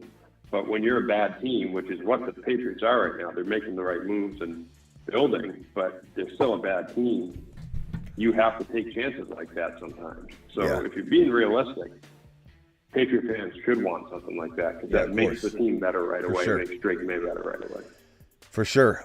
Does Garrett Wilson get dealt soon? 0% chance Garrett Wilson. Why would Garrett Wilson get traded, cool guy? I appreciate your super chat. Cool guy, you still here?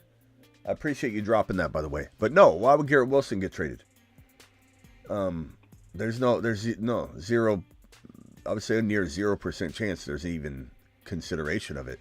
At one point, he wanted out, because he he didn't like the situation. Who did? Who would want to be there with Aaron Rodgers and Adams and this Mickey Mouse approach of no camaraderie. There's no soul or heart in this team at all. But when they dealt Adams, all that went away for Garrett Wilson. I guess that's why you might be still thinking that. Maybe you haven't heard those updates or whatever. But when Adams was traded and Aaron Rodgers left, they even reported that Garrett Wilson's concerns kind of went out the window. But not to mention, it doesn't matter. Even if Garrett Wilson wanted out, there's almost 0% chance they're getting rid of that weapon, who's a top 10 wide receiver in the league, fantasy and NFL, maybe even top 7. And you already got rid of Adams. You can't get rid of an elite wide receiver. Even if he said, I want out, you say no. You just wouldn't even grant him permission to seek a trade. There's 0 chance he's going anywhere. 0. Maybe -% chance he's going anywhere. But, good question. Some people still have, not everybody's been sitting there glued to the news. So, it makes sense that would still be on your mind. Where we think Kupp is going, we have no clue. We went over that about 100,000 times. There's just no way to know, bro. He's too much on a mediocre plane right now to even have an idea. You can make judgments on elite players that still have that elite potential, because they're not going somewhere crappy. So you can rule out 80% of the league, and you can start, shuffling around 6-7 names of teams that he could go to. But now it's literally 31 teams he could go to, I don't want Rodgers on the Steelers. Well, you're about to get him on the Steelers, Brandon. He's going to be a Steeler. I'd say 90% chance he'll be a Steeler. The only thing that could take this thing in the wrong direction is he pisses off the team and does what I'm telling you he might be doing right now, and blowing off the whole thing, yeah, we'll see. And then they're just this guy doesn't want to be a Steeler. Let's call it off. I could see that happening. I could see it becoming a problem. But maybe Aaron Rodgers is literally diligently looking into this, and he's focused. And I don't know. I'm kind of making that up. I'm just imagining Aaron Rodgers being at a movie right now and be I'll get to you tomorrow. Not even talk to my agent. We'll look at it in the morning.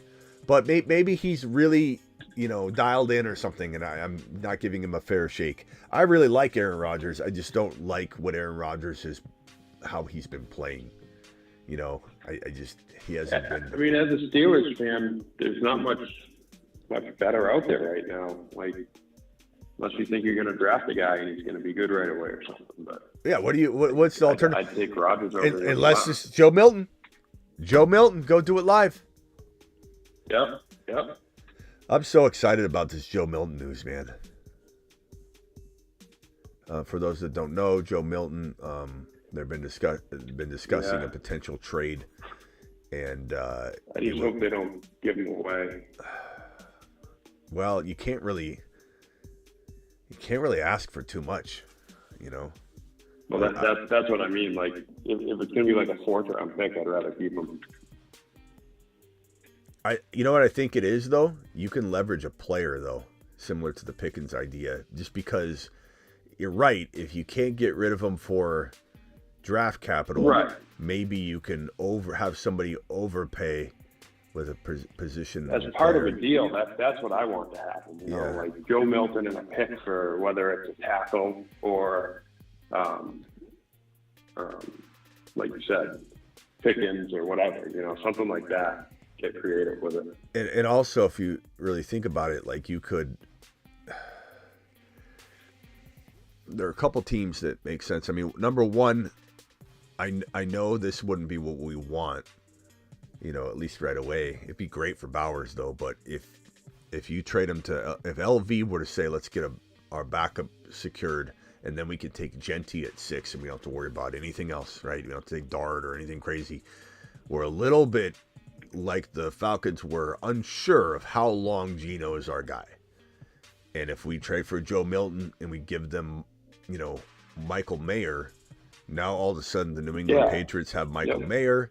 You've got Joe Milton. You've got Brock Bowers anyway. And now you've got Milton and Geno, Genty, Brock Bowers, Jacoby Myers. Best trade I could think of if I was a football mind, and I'm not thinking fantasy. Fantasy, I want Joe Milton in a lineup. But at the same time, kind of feel like Milton would somehow find his way into the lineup within about a calendar year, maybe a year and a half. And then you've got Milton to Bowers, and that will work out eventually with Genty there. It could be quietly the better spot that no one really can see the forest from the trees, but I don't know. Right. It wouldn't kill Milton. It won't kill Milton to sit on the bench for a season or half a season. Wouldn't. I don't want it, but I wouldn't. If they're slumping with Geno, or if they don't make the playoffs with Geno. I also think Milton to the Giants would be intriguing. I just don't know if Joe Shine, I think he's scared to make that big of a mistake because this is the same guy that let Saquon Barkley freaking walk for pennies. Barkley just signed a $20 million a year deal to become the highest paid running back in NFL history. And Joe Shinebox didn't want to pay him the old amount of money? Unbelievable. Crazy, man. So I don't know if Joe Shinebox has it in him to take a gamble like Joe Milton. I mean, but, you know, if I was his advisor, and I would say, Joe, get your Shinebox, get it ready. You're going to go down either way. This is like my example of, and I think it's the best example I've ever given for something like this.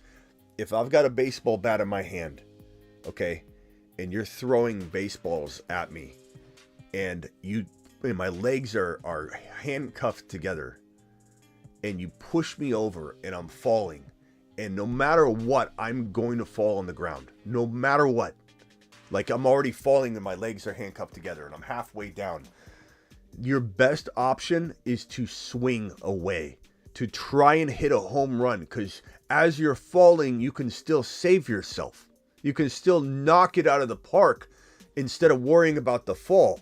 And if you're already falling, why not take the biggest swing you can? Because no matter what, if you don't hit that big swing to save yourself, you're going down 100%.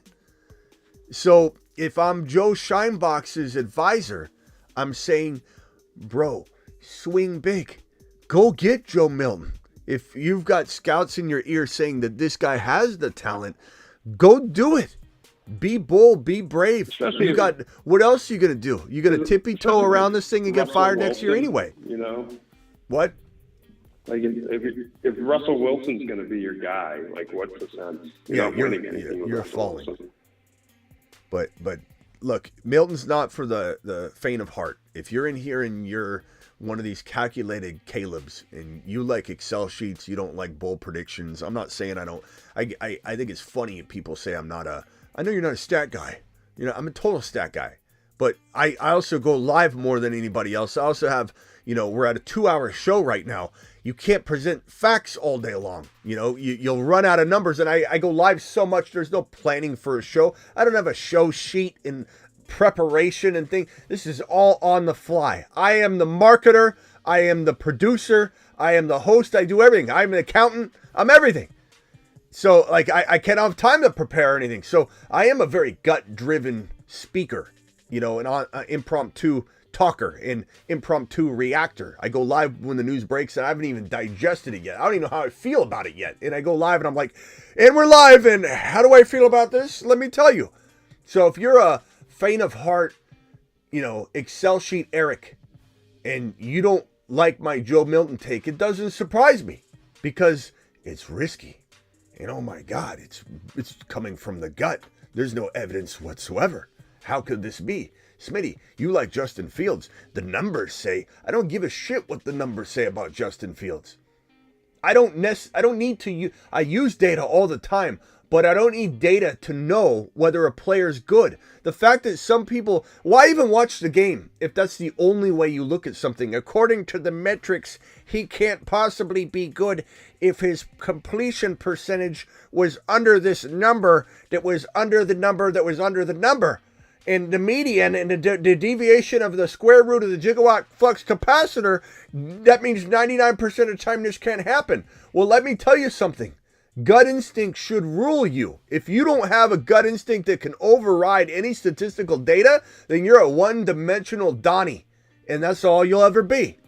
But if you can throw stats mixed with the gut instinct and hone in on your gut instinct skill and your evaluation and talent process, then you're going to be a hero in your town and in your league.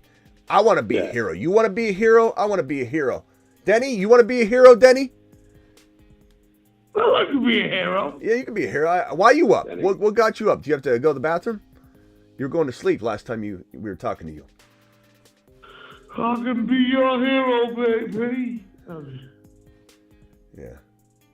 All right, What's going on with this hero? I don't know. Denny, I'm on the way out the door, Denny. I appreciate you. I appreciate you. You know what? Travis, don't you ever make an ass out of me. Over here with Smitty, all right? I know where you're from. I'll get you. I'll put you in your lap.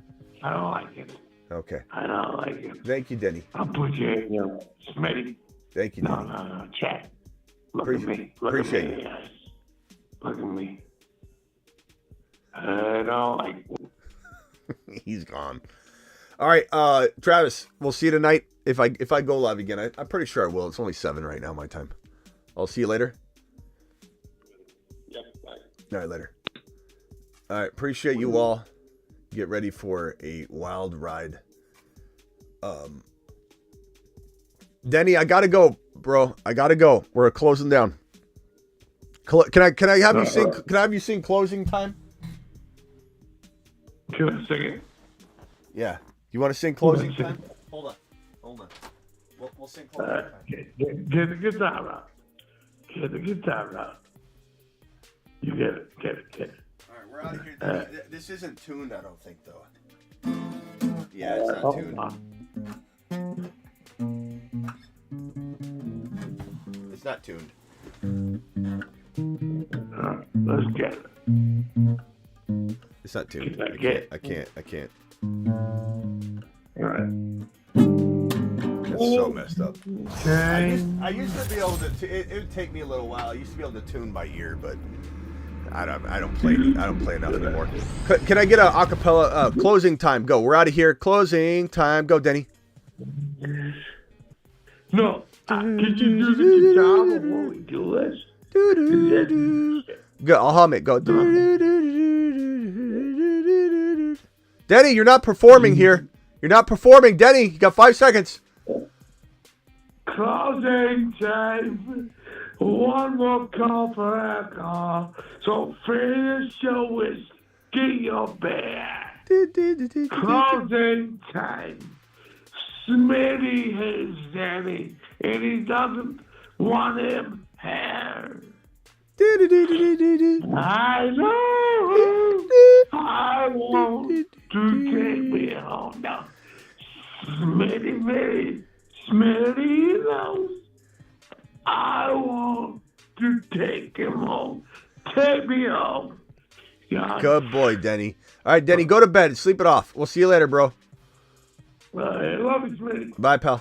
All right, Anthony with a super chat. Trade Keon Coleman and Naji for DK Metcalf and Dynasty. I'd definitely take DK, especially if Pickens gets traded or something that's going to go up. He's going to go up in value. I still love DK Metcalf, bro. I really do. If Pickens gets traded, he stays on the Mars man, Moon man list thing. Right now, he's in flux right now, admittedly, at least until we get his quarterback situation penciled out. DK, does anybody think that Aaron Rodgers is going to spoon feed DK or give him 10 touchdowns? Does anybody think Aaron Rodgers? I think Aaron Rodgers is going to feed DK more than he feeds Pickens. And if Pickens gets traded, then even if Aaron Rodgers is the quarterback, it's going to be a great situation for DK if he's the sole wide receiver there, no matter what. I want DK. Give me DK. Appreciate you all. I'll see you all later tonight. This show goes live whenever news breaks, so know that. We're live 8 p.m. Eastern, Monday through Friday. We're also additionally live whenever big news breaks. So that means if Aaron Rodgers signs, we're back. We'll probably be back at midnight Eastern because we go live most midnights anyway. So there you go. Now you know. And don't forget to get on over to the Patreon, which is, I'll drop the link in the live chat right now. It's a 365 24/7 chat group. Patreon.com/The Fantasy Football Show. The link I just dropped. The link's in the description of the video as well. Don't forget to get on over to my thefantasyfootballshow.com, my year-round rankings, bold predictions, trade calculator. Basically, I started in the industry right around 2002, 2003 because there was no trade calculator readily available to anybody that I could find. I don't think there was a single one out there. I like to think I invented the entire thing because there was nobody with the trade calculator back in 2003. There were some dominators where you download a software, enter your team, enter all your rosters from your entire league, and it'll suggest trades. But I wanted to create the first instant-based client-side trade calculator where you don't need to enter teams. You just select player, and it tells you. And back then it was like, you're blasting him on this trade, or it's even Steven, or, you're getting blasted. There was like weird phrases, but I created that back in 2002, 2003. Also Draft Simulator, which was not out in the industry. I should have patented both of them. But here's your boy doing the same thing. Content, 365, 24/7, rankings, bold predictions, trade calculator, all the stuff. Do it live. Get on over to thefantasyfootballshow.com. See you guys later tonight. Graveyard style, after dark style, midnight Eastern style, like we do pretty much at least 3 or 4 or sometimes 5 days a week. If you're still in here, the 223 of you still in here that have not subscribed, please subscribe to the channel, because this channel goes live whenever news breaks. Appreciate you all.